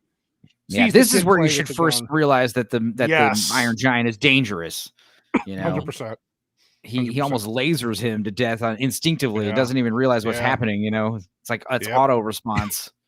He stops. Oh no, he didn't stop himself the first time. He actually did shoot it. He heard it and then turned around and saw. Yeah, okay. Then Dean's also, like, it's 1957. Dean might have been a virgin still in this movie. Possibly. Yeah, possibly. A lot of tissues. Iron for giant. A lot of tissues and crusted up socks in his room. I'll tell you that. Oh gosh. Poor Dean. I made my art piece. It's time to whack one. Damn, bro. Hogarth comes back to the junkyard, and the only word that he's learned is tissue. I feel personally attacked by that every time I finish an arc. He needs to go rock. Don't touch that sock. Don't touch that sock, Hogarth. I feel personally called out. Like, damn it. Yeah, I forgot we got the scene a little earlier where he's playing with Hogarth and he puts the S on his chest and he tells him, "You are who who you choose to be. I am Superman." Very cute scene. As you can see, he's wearing the S, of course. I am SSS. that was years before. Get it right, Gord. We're past that time now. God. He isn't. Yeah. I love how it's snowing. I love the snow coming down. Great visual. Yeah, I mean the temperature, the climate change represents the change of the feelings of everybody. You know, now everyone's afraid of the giant all of a sudden. Yeah, and the giant is alone all of a sudden. You know, everything's we're getting the third act already. Oh look, he loses the Superman. Yeah, thud. Yeah. He's not worthy of the S in his eyes, you know? Nope. And then the kids in the distance see the giant robot, and they but also how quickly Dean puts it together that it was actually a mistake. He was too hard on the giant. He's reacting to the gun. I like immediately. That. I like that. Yeah. I'm going to move to Argentina. Part right here is so sad, man, because he's trying to be like he's trying to be nice and help people, and then everybody's like freaking out on him because they're afraid, right? So he saves the kids, and they're like, "Oh, great!" I love this shot. This was beautiful, where he's panning around. Yeah, God, look at that. He's like, "Oh shit!" Yeah, and he crashes his car into their car to get their attention, and then they finally. You're right. He saves the kids, and everybody's like, "Oh, look, he actually saved them," and this is great. And then boom, the first missile hits. You're like, "Oh shit, this is where it's gonna go down." And then look at the poor robot. He's just like, what am I doing? I'm just sitting here helping. Fuck. But, yeah. And the general to reach you about your car insurance. The general, call the general. Exactly. And he's trying to tell them, like, listen, he's only doing this because you're attacking him. Like, you gotta come on. And of course, nobody's fucking listening. And they go to the president, and the president's like, "Yeah, kill the fucker." He didn't say that. One thing I like about the main villain is he actually has kind of a genuine arc where you almost sort of sympathize with his position for a little while. It's like you're obviously not on his side, but he's not necessarily you understand him. It's just his actions get progressively worse, and there's like a lot of like new actions represent a different turn. Like chloroforming the kid, obviously that was pretty bad. But then when the guy says he's got a kid, and then he decides to use it, he's like he killed a kid, and it's like there's just this constant escalation in his terrible actions. What also is great, I think the reason for it is at the beginning of the movie we kind of established that he's working in some kind of he's kind of doing the X-Files. He's like working in some dead end department of the FBI or whatever it is, the military intelligence. Yeah, you can tell that he's already kind of in kind of hot water with his boss. His boss doesn't really take him seriously. He's probably been reprimanded a few times. He needs some kind of validation. He needs a win. Exactly. Yeah. He needs a win. Real quick, thank you for becoming a subscriber. Sinister Charlie. Thank you, buddy. Yeah. Appreciate you. Let's see. I'm gonna play one of my favorites ever. Save Martha. The worst movie ever created. I loved it. Yeah, I love this though. I love how he discovers that he could fly. Like again, becomes Iron Man. Oh, like they're falling, you're getting it, and great animation of the water effects and everything here. The lighting, everything's so damn good. Also, just like how great the jets are. They're chasing him, bro. And this shot's great. It's so great how matter of fact it is, because like we have officially like the military has spotted the giant is real. They start shooting at it, it runs away, and like you have a scene where like the president is like in his office. We never even see the president's face really, and the two generals come in. Mr. President, we have a situation.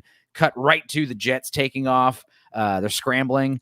And this falling off a cliff, learning the fucking giant can fly. Hogarth's line, like you can fly. You can fly. And I love this. Fly now. And then the scale of the robot in this scene where it's coming up. This shot right here, yeah. Oh man, it was so good. Yeah, and he's like, "Oh, Superman." You get he's got the kid. He's he does protecting the him, hand thing. Oh my god.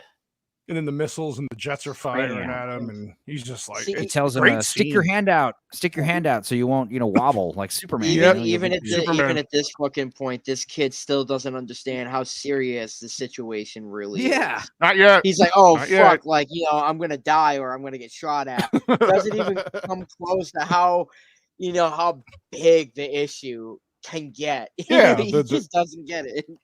Yeah, and at this scene here where the robot falls and Hogarth falls out of his hand, and again, look at these shots, man. Like, this is beautiful. Mm-hmm.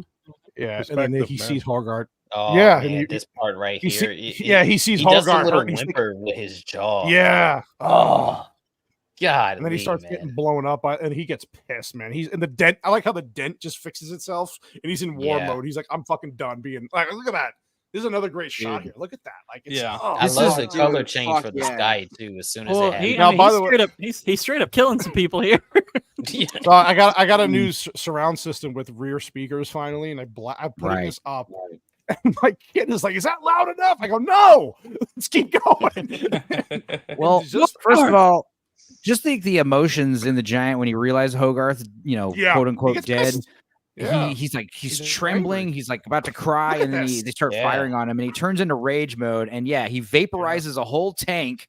Starts like lasering stuff. Like, you realize it goes from 0 to 100 so fast. Oh yeah, and I all of a sudden, everyone in the audience is like, "Whoa, whoa, whoa! What is happening? Oh no, this is bad." They handle it so well. They do a great job. Just want to say, you got 125 people watching. Man. Thank you again. Make sure y'all go sub to his YouTube. Yeah, if you haven't subscribed, please do. This is what you're gonna get. Batman versus Superman.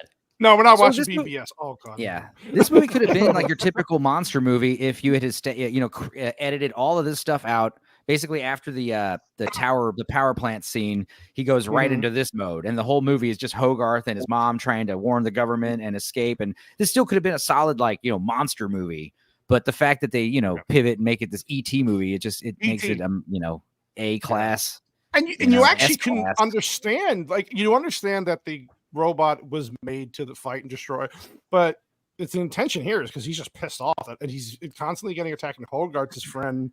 So you can actually, I actually like sitting and going, I don't blame the robot for doing this. And I saw comments where it's justifiable action, but kind of horrifying and sad at the same time. It is. No, it is. It is 100%. You're getting all these ranges of emotion through this, and they're just blasting at this thing, and nothing's. There's a great shot here too. The color change as soon as he snaps into it, the color of the sky changes immediately, and it's just blood has been shed this night. I would be interesting. No, I mean, I love the animation. I don't know. It wouldn't look the same. It wouldn't have the same feel because you can do a lot more in animation to make the robot emote and things like that.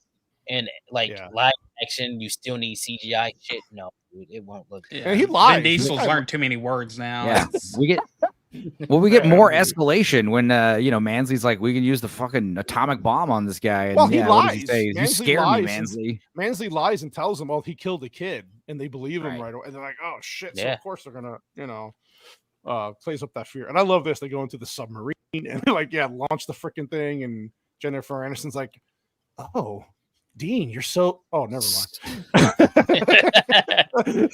That's great, bro. Look how much time. Kids awake. It's been an hour. It's this only kid been is an a hour, cock blocker. Dude, it's only been an hour and some change, and so much has happened. There's 15 minutes left in the movie, but good writing. It's just good writing. She's like, I almost had her touch me. Hogarth, you bastard. It's so good. It's such fantastic. A short amount of time, but there's so much. You're right. Yeah, there you go. And the robot's still going. It's just look at this. He's shooting these fucking. I don't even know what the hell these things are, but it's scary. Like shit. Vaporize those things. Plasma bomb. That's probably maybe that's internally what's going on after he eats the metal. It just digests that way or something. It converted into ammunition. I'm sorry to hear that, Adam. That sucks, dude. Don't worry, buddy. We'll support you anyway. We'll support you. And he is it Shout Studios, Adam? Just it's gonna have to just those motherfuckers. You need to send him a letter. Yeah, it's bullshit.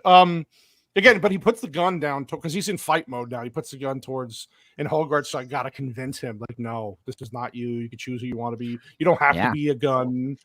And it's like the central theme of the entire movie. You know, you and then when he says his good, name, and he says his name in real life, I was like, oh, dude, like, come on, it's so good. And he's like, it's okay, it's okay. You were being, and he's trying to tell him, and this fucking idiot.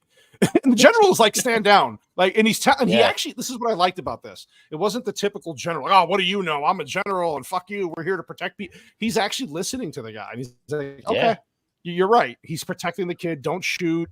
And then he actually responds to information.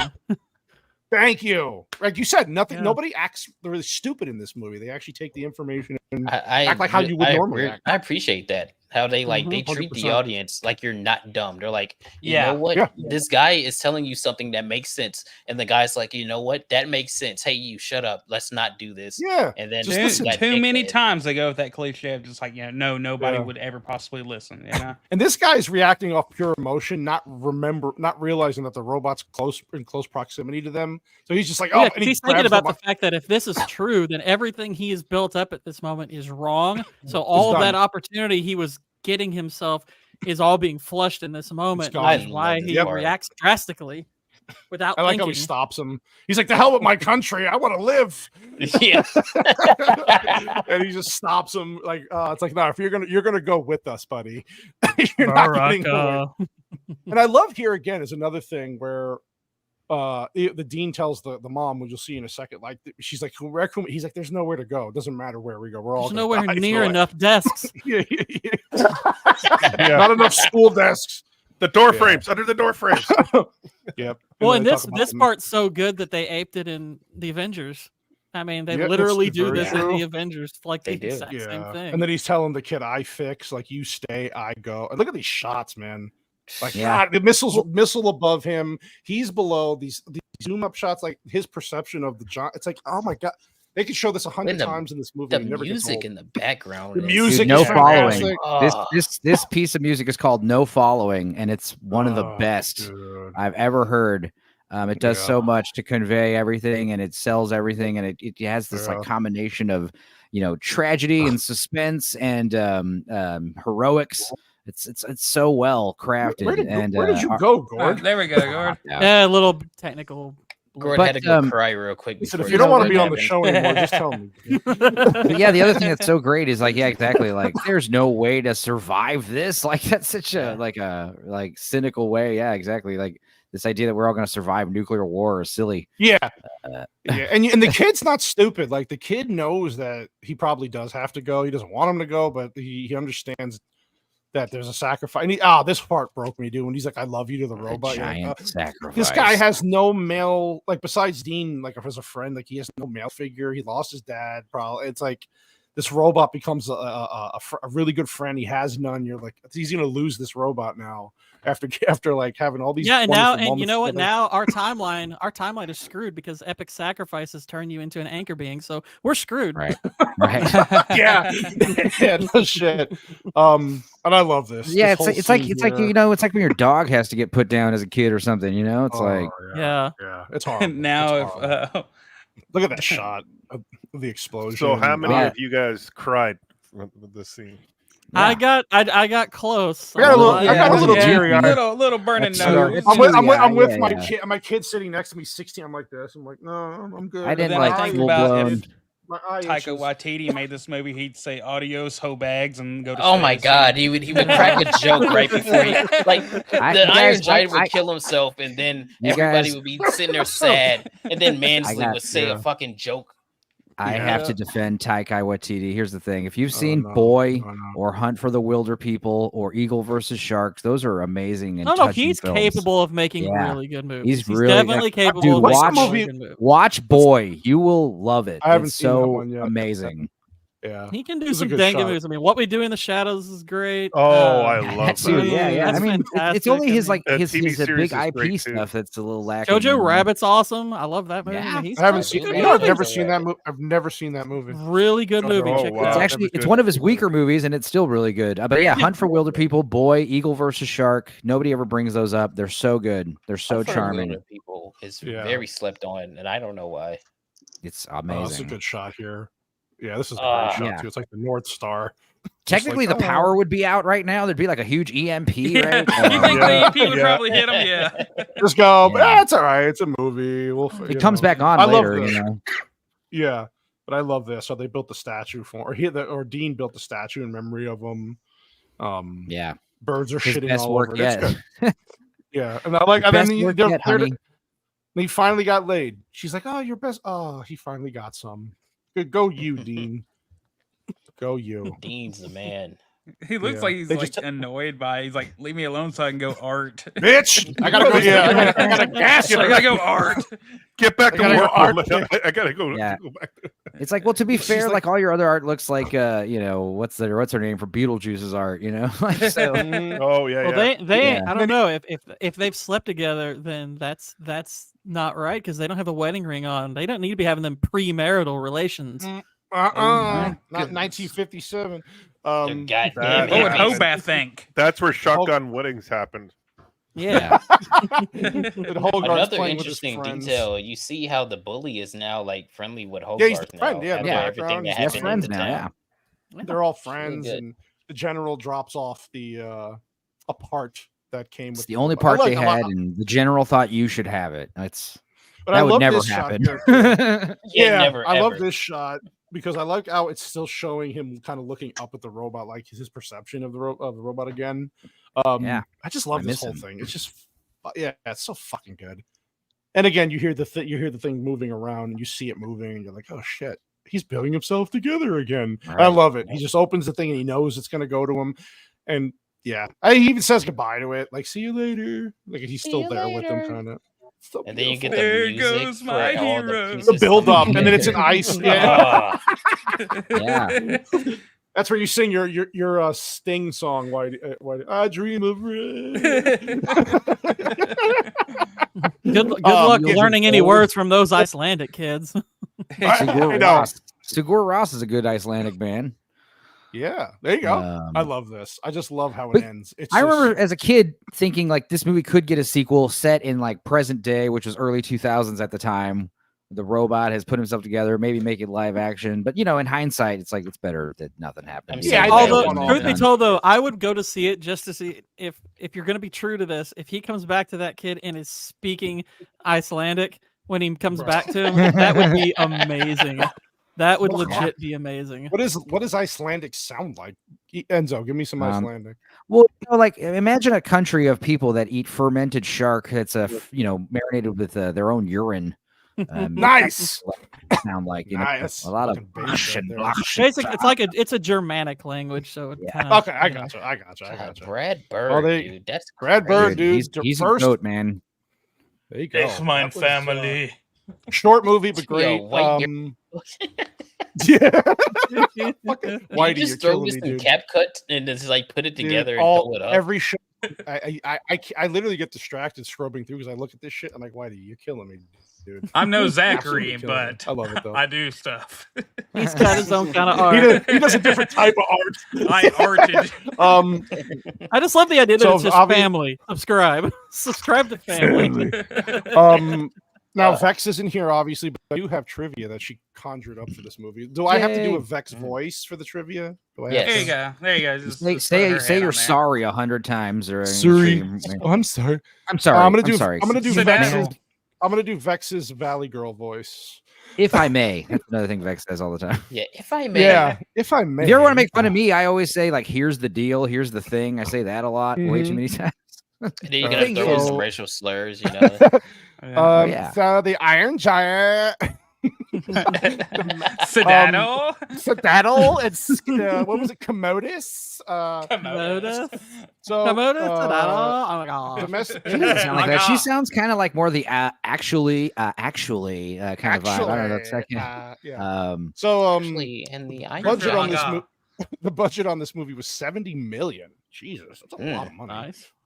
Domestically did not do great. Made $23 million, and internationally 21,000. Wow. So it did shit. So a total of 23.3 million combined. So it didn't really do well. Tomorrow is the actual 25th anniversary. Wow. Congratulations. Holy shit. Yeah.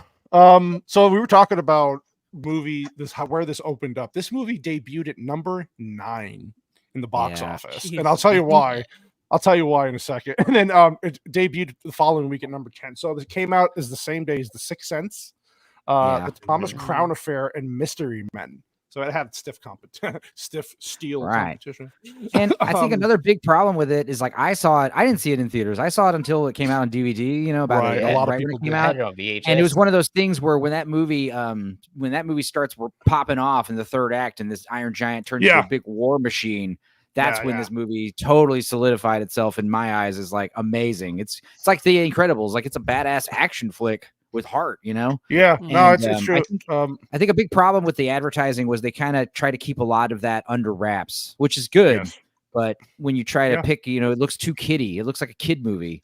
And you don't realize I remember some of the marketing, and I thought it looked pretty good. And I like most of the people I knew who were talking about it at the time thought it was like, yeah, that looks all right, but there was just so little motivation to check it out because I think a lot of it was just the fact that it wasn't Disney doing it. So they were like, oh, no one else is doing animation. That's cute. That was kind of the attitude. Yeah, you're right. No, you're right.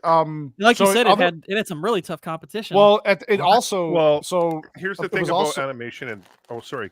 No, go ahead, buddy. Go ahead. Here's the thing about animation in the 70s, 80s, and 90s.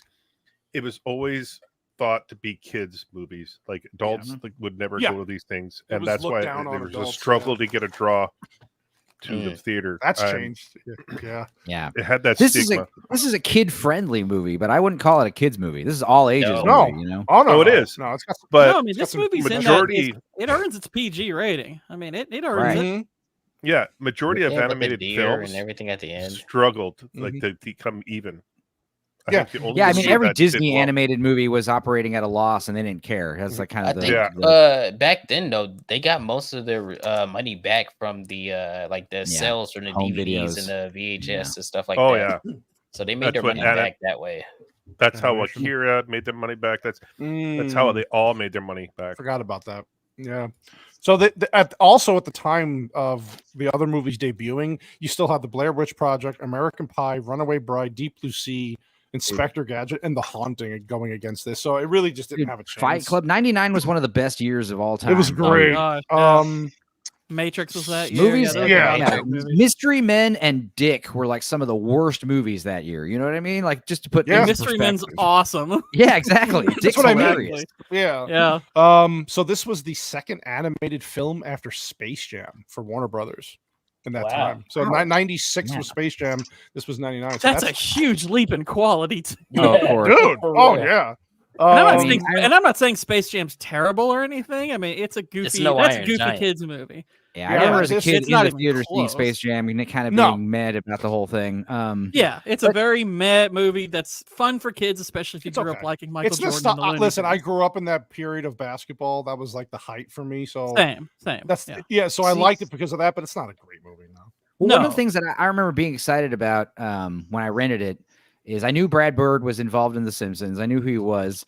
And I also knew that if it was a Warner Brothers animated movie, it wasn't going to be like a musical. That was kind of you knew it wasn't going to be super kiddie, because a musical is a whole, and the best Disney movies, in my opinion, are the ones that aren't musicals, like Emperor Groove, Where's Land Down Under, some of these other ones, they're Hercules. Yeah. Hercules. Well, and the 90s also, I think part of what helped marketing for a lot of Disney movies back then is a lot of those Disney soundtracks were good methods to marketing because they would get like a lot of their catchy songs would like hit the charts, and people would get really psyched about those. I mean, whereas this movie didn't have that benefit of drawing anyone in with music or anything. That's what I was telling them. I know, he's killing me. They would profit off of the soundtrack because people were buying CDs. Well, it's funny because, like I said, I have the soundtrack and the score for this movie. It's better than most Disney stuff. It's absolutely, amazing. Absolutely. Some more interesting trivia here. So Brad Bird was in part inspired to make this film as a memorial to his sister Susan, who had died at the hands of her estranged husband by gun violence. Whose pitch was, "What if a gun had a soul and didn't want to be a gun?" That was his pitch to the studio. Oh, wow. Yeah. Based on it's deep. Yeah. Based on a novel, The Iron Man, the author of the novel, Ted Hughes, who bears the same name as the characters Annie and Hogarth Hughes, wrote the novel as a way of comforting his children after the suicide of their mother, Sylvia. Man. Yeah, there's some deep shit in this, but you could tell. You could feel it when you're right. Yeah. Brad Bird personally animated the scene where Hogarth rants to Dean about his problems in a super fast pace after giving him espresso. Because the character is talking and moving about so rapidly, Bird had to actually draw at least some part of every in between the frames in an animated film between key frames. So he drew that whole sequence himself, which is awesome. Wild. Excluding yells and groans, the giant only says 53 total words in the movie. So it's more than I thought. That's all we need from Vin Diesel. It's about 50 words or less in the movie. We're good. But I mean, think about how much did he get paid per word for this movie? I mean, he wasn't a huge name. He wasn't a huge name at this time, but I mean, but he was starting to come up. Yeah, probably got a decent. Wasn't the only film he did at that time like Riddick? Wasn't it? Well, he had done Pitch Black. I think he was in Saving Private Ryan by then. No, Saving Private Ryan came out after. That was after. When did Boiler Room? No, Saving Private Ryan was 99, right? Saving Private Ryan was before this. Yeah, Saving Private Ryan was 98. Yeah. Okay. Wow. 98. First traditionally animated feature to have a major character, the title character, who is a fully computer generated character. Right. Interesting. In order to better blend the computer. Wow. Yeah.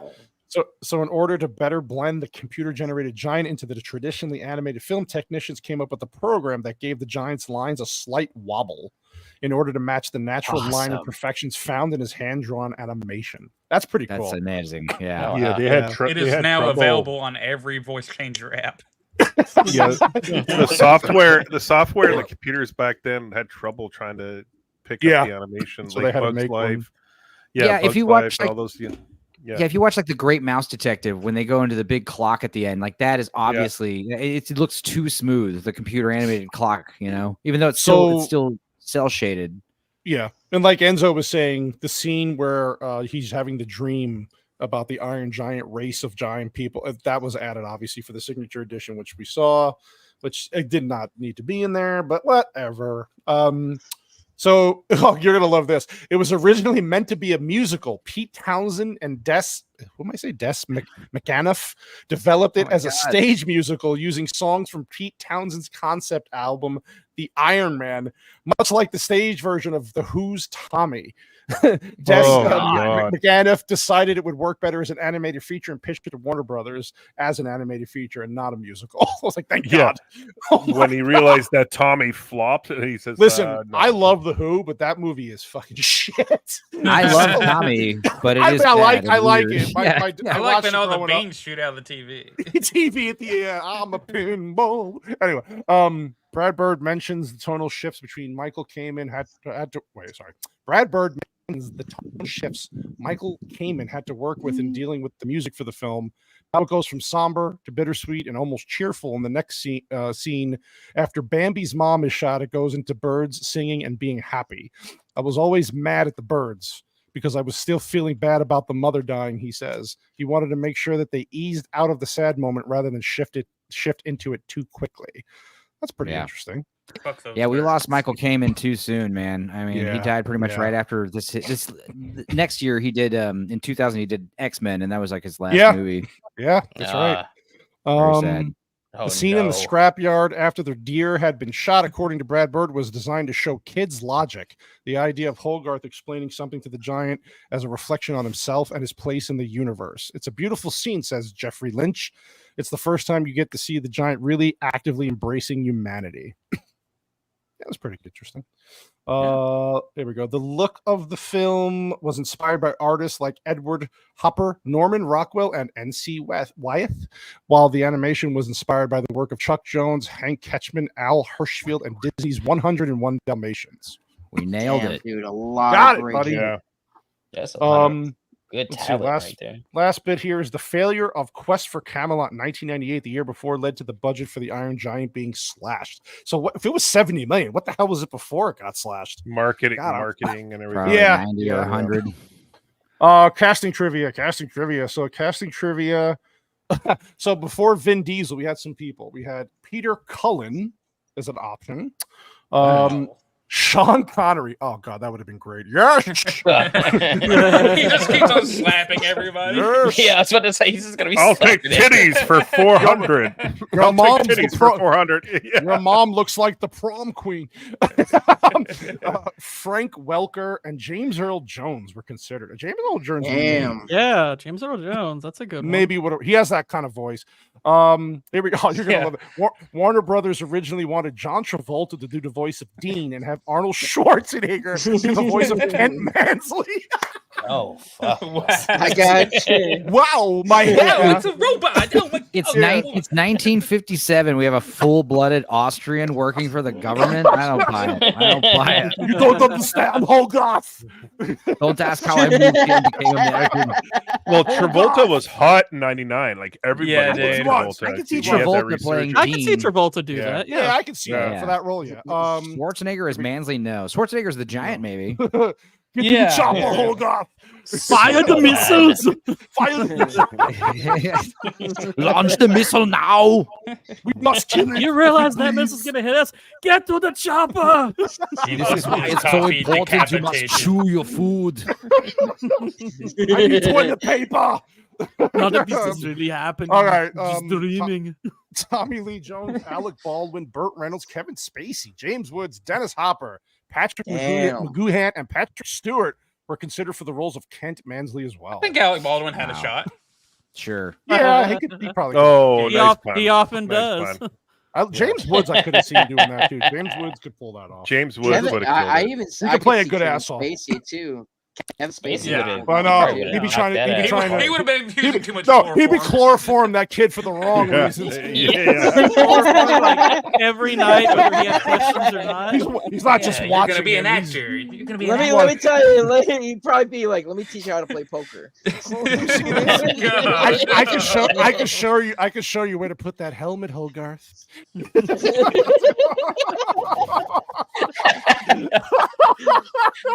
All right. Sarah here we go. For Annie Hughes, it was Sarah Michelle Gellar as an option. No, I don't. No. Meg Ryan. No. No. Jodie Benson. Jodie Benson. Why do I know that name? No. Jodie Benson. What is she ever? I don't know. Julianne Moore. No. Jodie Benson is a famous voice actress. She did Ariel from The Little Mermaid. Oh, okay. Nicole Kidman was the last option. No. Yeah, Jennifer Aniston's honestly the best out of the bunch, even though she probably had like she did good. I mean, she was doing Friends at the time, but There's one I would say that could probably Black Lives. There's one that could sneak in. There's Marissa Tomei could probably done the mother. Yeah, she got that kind of voice. That's a good one. That's just wishful thinking, Gooch. That's all. I know. No, but no, the wishful thinking is that you could do Marissa Tomei.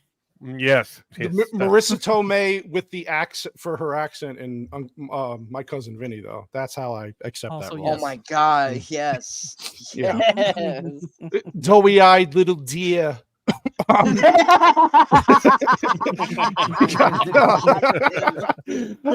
right. We could go around. I can't get over this Arnold Schwarzenegger shit. It's gonna take a day for me to forget that. That's fucking crazy. Olga, come here. I'm going to pop you up. We could add Arnold to the rotation of casting like we do Christopher Walken, just constantly casting.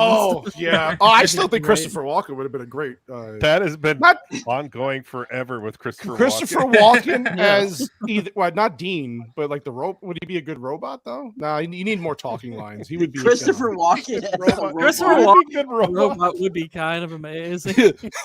You know, no, hello. I go, you stay. Oh, you go, I stay. No following. Don't do it, Hogarth. No, it's Elmo. You know how he does that like thing where he almost A whispers. giant watch comes out of his ass and like something. I've had this in my ass. I am Superman. Destroy all humans. Wow.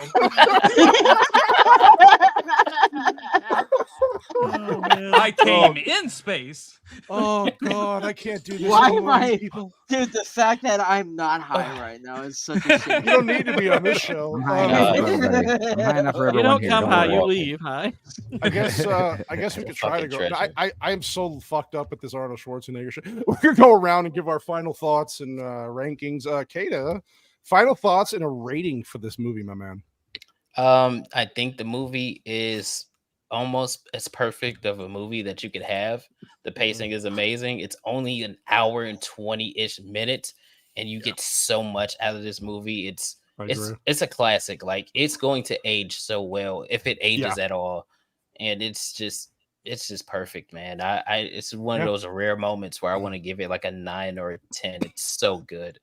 I think the version without those other two scenes that I've never seen, I think that's better. I think the original cut's better. I do agree. And this is going to be like a, oh God, it's so good. Yeah, no, I agree. I think if you take those out, I get with, and I agree with Enzo. Like the animation in the scene is fantastic. What they show, but it just didn't need to be in there. It didn't need to be in there at all. Yeah, I agree. Let me see what else. Oh, Gooch, my man, get your scent all over us, Gooch. Oh my God, what is going on? Yeah, this movie, like I was gonna do this animation. I remembered I was gonna be on your show, and I was like, no, I'm not gonna do this, because it's perfect. It's perfection all around. The extended version, I don't like either. I like the thought that the robot kind of came like by accident, As it like does. kind of like leaving his place to venture off and find his own way, and I like that. Again, the voice acting, the animation's top tier, the story is perfect, the whole thing is done perfectly. There's not much. I don't think there's anything you can sit there and say like this is off, or they they could have added this or taken away this. I would probably, I'm going to give this a 10, and I don't give out 10s very often. So, because it hits on all ranges, like the humanity, like learning about death. That's the problem with our kids these days. They have no creativity, they have no imagination. Well, they're teaching them all the wrong shit. Well, and they're teaching them, and the thing that I love about this the most too is it's okay to learn about loss and failure. Part of life, and to create that resilience in life, right? So, this movie for me is 10. The message in this is like perfect. It's those universal messages never that's why they're classic, because they just resonate. 100%. It doesn't matter who you are or what your age is. 100%. I agree. Mr. Stupenzo, you sir. Yeah, I reposted the link earlier, and I said, I mean, you guys know how I feel about 10 out of 10s. I don't give them out ever. This is one of the few 10 out of 10s, just because, like I said earlier, this movie will be just as valuable and just as amazing. It'll hit just as hard, 50 years from now. And it's just one of those movies where, we already said everything. The score is so perfect. There's so much attention to detail. It's such a tight 90 minutes. And you've got, thrills and chills and heart and all this great emotions. It's a roller coaster ride. It's just, it's damn near perfect movie. And it's one of those things where I feel like it's only going to gain support. There's people who love this movie and people who haven't seen it, and that's it. I agree. So 10 out of 10, one of the only ones I've given out of many, many, many movie analysis streams I've been on. So wow. Whoa. Whoa. I agree. Zachary, what about you, sir? Your final thoughts and a rating. This movie is definitely a 10 for me. I mean, honestly, dude, I think one thing I'm super excited about is actually watching this with my daughter when she gets just a tad bit older. And it's going to be a privilege just to kind of be in that situation, because I remember seeing this and loving it, and upset that there wasn't a toy around to have of it. Yeah, not a lot of merch either. Yeah. No, not really. And yeah, dude, honestly, this movie is fucking beautiful. Honestly, I watch it from time to time to just study the storytelling. They don't give too much and they don't give too little. It's you don't see that often when it comes to storytelling in comics or animation films. You know, when they hit it on the nose like this, it's something that should be talked about over and over again and taught to to learn and learn from the masters. This is a project that anybody in college should study to learn. That's a good point. White Bear Morris. You want to? Right. Oh no, sorry. Oh, that's better. There we go. Got it. Yeah. Gooch's photo. So that's a real self-portrait of Gooch, by the way. It's funny. Yeah, well, it was beautiful, and it was live streamed, so it meant everything. So, the lore. This is before we had Zach. I don't know if you can argue lore. Only you were on that stream. I was introduced to the Gooch. Yeah.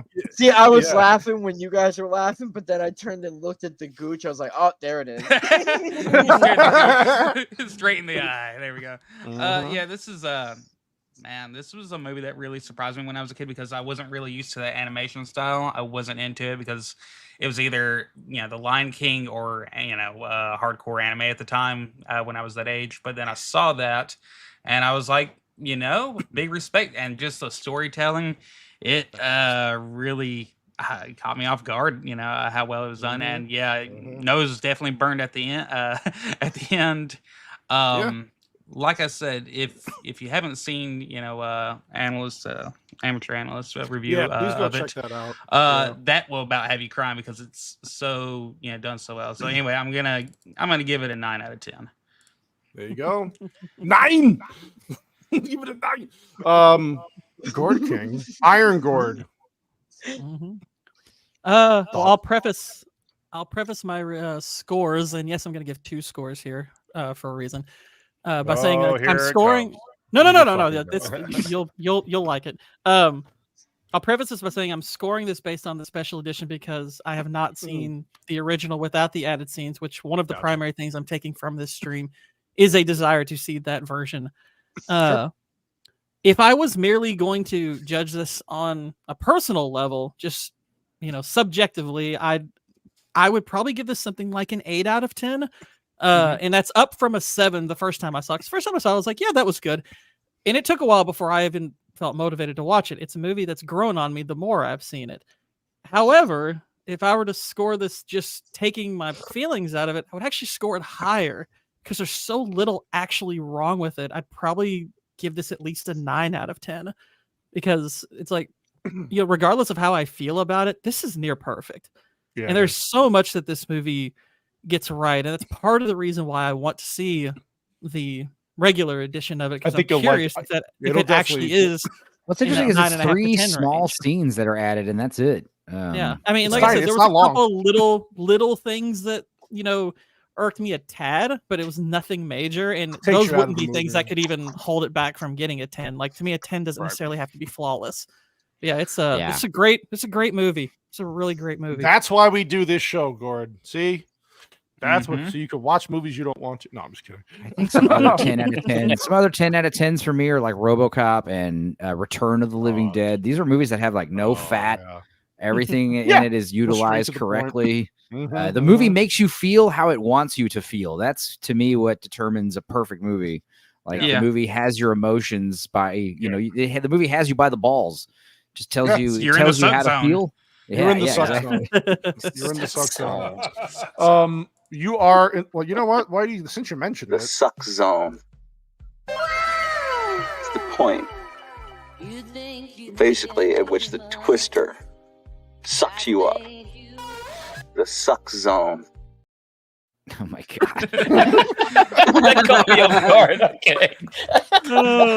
This is what I do with my spare time. Was that music always there, or did you add that? No, he added it. I took out the I just extracted all the vocals, but it wouldn't take out fucking Lindsay. I mean Stevie Nicks, you know. Stevie Nicks so will go through all editing and still can't So get out. good. Fucking goat.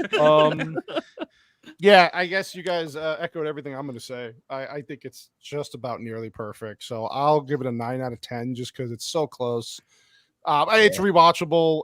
And again, I just love seeing these movies that are short but get so much packed in there, just like Whitey likes it. It's packed in with a lot. I'm curious. Oh my! I'm curious. Yeah. What makes it a 9? Like, what's the part that makes it that gives? For me personally, I know this sounds stupid and it's ridiculous.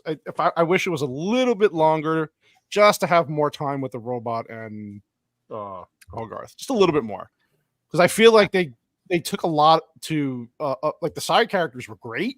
I just wish you had like an extra 10-15 minutes with them together. So I think the ending would have a bigger impact emotionally. It's still great. Like, it's fantastic. I thought it was too short. Where there's other times where movies should cut back. This one I think could have, if it was an hour and 35 minutes, would have helped it. And take those other scenes out, like Enzo said, in the signature edition. Take those out, add another 15 minutes of the robot and the kid bonding. Having fun. Just a little more. Stuff. Like, I could see an argument for developing some of the relationships. Just a little more. That's not We a need big more chloroform. Like I said earlier, you could argue it's a good thing that it leaves you wanting more, you know? Yeah, and that's a true point. Yeah, that's a good point. That's also a good point. But I mean, a 9 out of 10 is still very high. So yeah, it's a great movie. But that's it. Why is there shrimp dancing? Well, that's Whitebeard. I don't know. Whitebeard, he's on. I think he's got that hillbilly high going. I don't know what the fuck he's doing. We love him. They're drinking beer, and they're drinking beer. Yeah, it's seafood. It's very Maine. You can eat some pills with it, and you do that hillbilly heroin. Right. Gotta do that shake. Yes. So the Iron Giant's a classic. We all love it. I guess we can go around and tell us what we got coming up, where we're gonna be, and get the frick. Kada, what do you got coming up? Where are you going to be? Tell us. Yes. Tomorrow. Wait, what's tomorrow? Tuesday or Wednesday? Tuesday. Okay, well, Wednesday. I will be on a live stream. I forget where I'm going to be. Oh, I'm going to be with Master Swag King on his little Iron Man podcast. So check that out. It's going to be like at 8:00 Central Time, I'm pretty sure. So come around for that. I got other videos coming out as well. So just like I said earlier, I just hit 500 the other day, which is nice. Great. I've only been doing this for like a month and a half actively, and then I took like the summer off. So just to get that quickly is just I really appreciate it. That's awesome. So sub up. I'm trying to see if I can get this monetized and do my thing, and I enjoy being on these kind of streams and talking about things that I like. I really like that we could talk about the Iron Giant because it's such a perfect movie. Yeah, it's so good. So good. And also, make sure that you follow me on Twitter and please sub to the YouTube because we have Star Wars Outlaws coming out pretty soon. And as you can see down there, we got another game that I'm going to milk the fuck out of. The link to your channel in Gooch's channel. The link to your channel in Gooch's description is taking me to a. Sorry. The one I have in there? Yeah, the one I just clicked it. It's taking me to a 404 page, so it's not correct, whatever it is. But I'll look it up. Fix it. Callie too short. I'll just search it. I will fix that, damn it. A little too short on anything. Whatever I found you. Whatever the social media is, that is where I'm at. Cool. Yeah. My bad. I'll have to fix that after the stream. I'll make sure it's in the description. Okay, you can just search your name and find it easily, so that's good. Yeah, it's pretty easy. Yes. It's always it's been fun having you on, dude. And of course, in the future, buddy, we'll get you on some more because there's plenty of friggin' movies to talk about. We know that. Gooch, my buddy. What's up? What 84 streams do you have coming up now? Yeah, exhausting, dude. Yeah, just follow me. I'm usually either streaming or on someone's stream. Either on Badgers or Joe Sontag's Saturday Night Hypnosis. I'm on your show next Wednesday, right? Yeah, Under the Red Hood. Under the Red Hood. Nice. Yeah, this Tuesday we have 10 o'clock Eastern. We have X-Men 97 episode 9. Tuesday, I think Gorge, you're with us on Wednesday, right? Which day is it? Princess Mononoke. Not that I know of. If you want me on there, I'll do it because I love that movie. I think that's my favorite. Now you have to invite him. Now you have to invite him. Jesus. Do I have you on there? No, I don't have you on there. Sorry, no. I don't want to cut y'all off, but I do have to jump out because the old lady is giving me the eyes. So I go ahead, buddy. Get out of here. The stink eye or the sex eye? Which one? It was the sex eye. Now it's the stink eye. So I gotta get Go ahead, buddy. I appreciate you guys. Hey, let me know whenever y'all want me on or whatever. Course, any dude. streams. If I got time, I'll be around, man. Y'all have a great night. I'll be in touch. All right, see you, dude. Nice Later. one, yeah. Waka waka.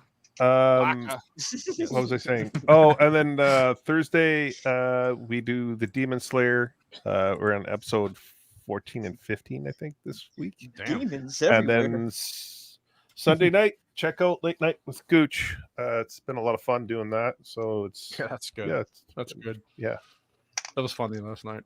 I watched that before I went to sleep. You were the last face I saw before I passed out. Oh yeah, kind of scary, but it got me excited at the same time. Oh boy. This is all out of order. This is all out of Did order. you at any point feel yourself be chloroformed? I wanted to be chloroformed. I wanted to feel here's giant hands over my face.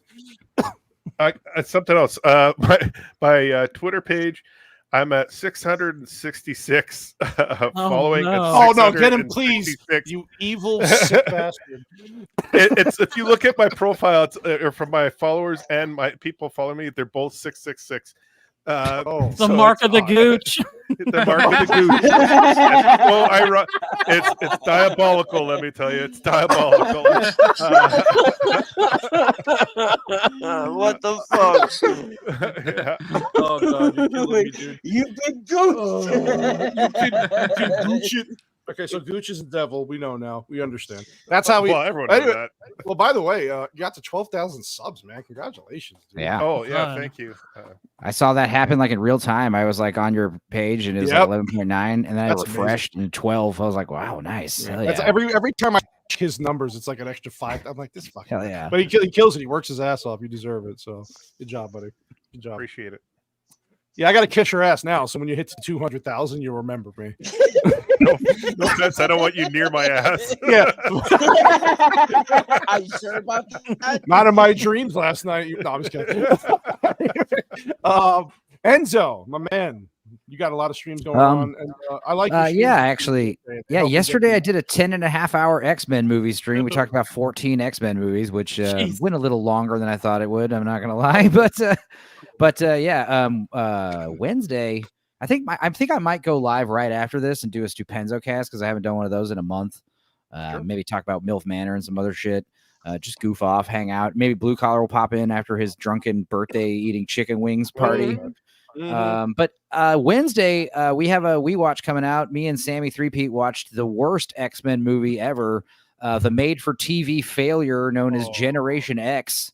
And that'll be full, unedited, full-length commentary movie. But then also on Wednesday, I'm going to be on Paul Hadouken's channel for the first time.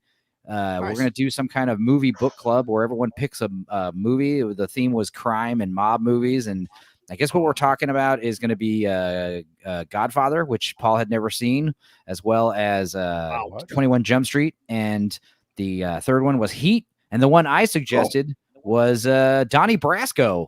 Because I feel like that one doesn't get enough love. Severely yeah, we'll talk about those 4 movies at some point Wednesday. I'm not sure what time. I assume in the evening, but that'll be fun. And other than that, I'll just be popping in and out on other shows here and there and just doing my thing. Just follow me on Stupenzolicious on X. Subscribe Stupenzo on YouTube. And yeah, that's my shilling. There you go. Nice. A lot of stuff going on. Good stuff. Zachary, what about you, buddy? What streams are you going to be on project. So I just I do whatever Jay tells me to do. So like sounds about right. No chloroform needed. Yeah. So you're gonna get it much... so badly after we're done here. Wow. You're gonna be drawing penises for a month. Yeah. No, like, but in all seriousness, no, I do all the stuff that Jay puts me on. I do a lot of drawings from all the stuff that we review, and I try to get them done and show them at the end of the show the pic. You want me to show this one? The one that the one that you sent him on your cell phone. No, I never mind. Oh, I mean, Jay, I just no, not that one. Not this. Okay. The cover one. Yeah, I just finished the cover right now. Oh, did you? Let's see it. I did. And like Cannoli's on this too. Here, I'll put it up on you. You're gonna make him have to draw lube, dude. You're gonna have to. Hell yeah. Me. So yeah. We got. Oh, nice. Cannoli, you're in the corner with the Sasquatch. You could probably see that. Yeah, I see amateur analyst, blue collar, Leon, Bagface, Atom Smasher, actually Andrew. Oh yeah, wow. Abomination, AJ. Wow. Let's see, Zax, Jay, detail. Vex, Joe Sontags, Angry Badger, Nadia, Jay Goodwin, Hypnotic, Sammy. Dude. Vaughn Coleman, me is at the bottom platoon as a wanted poster. I'm probably missing. I've added so much. I added so much. Jay kept adding. He's like, dude, don't forget this person. Add this one. Don't forget that one. So like as a whole, I'm about to scan this and I have to flat it. So the details. Yeah, I've been working on this. Nice. And my hand hurts. Good job, dude. I finished. Well, good Yeah, job. my hand's about to hurt. Yeah, my hand's been hurting all. Never mind. That's good. Amazing work. Gorkang, you had a video come out. Gorkang. Yeah. You had a video come out. Go check that out, please. It's fucking hilarious. What else? A video today on the main channel, so you can head over there. It's where I poorly explain in a violent nature. So hit a thumb, leave a comment, all that good stuff. I'll probably release a meme video. Hopefully by Friday, I'll probably do a shorter one. I haven't even started another one. I'll do a game stream tomorrow and Thursday at 7 p.m. Eastern. For the first time, I'll be on. I hope I get this name right. Daramuth's channel. Nice. Yeah, he's a good dude. Yeah, I'll be hanging over on his channel on Thursday, so that's where I be. Nice. That's where you be. Yeah, your video was fucking great. I'm gonna comment on that bad boy after we're done here. Thank you. Penis White Bear. You play Stardew. I was trying to help out Gord with concept art. Yeah, he was. Yeah, we were. I was having a little trouble with my thumbnail, and he makes this, and I lost it. I absolutely lost it. I was half tempted to just use it. This is how you put words behind their head. You played the Stardew Valley. You do judging people's Twitters. You got a meme video that came out today, so you've been busy, boy. Yeah, dude, I've been busy. So we had our political meme video, all that fun shit coming out today with, making fun of economy crap. And let's see. Something's so wrong with you. I think tomorrow I'll probably be streaming some more Stardew Valley and on the Twitters. Stardew. And other than that, I just want to give a shout out and make sure. I think about 3 weeks ago there was a art auction on Gooch's channel with Zach and all that. If you haven't seen that, if you just want to see the collection of art, go rewatch that.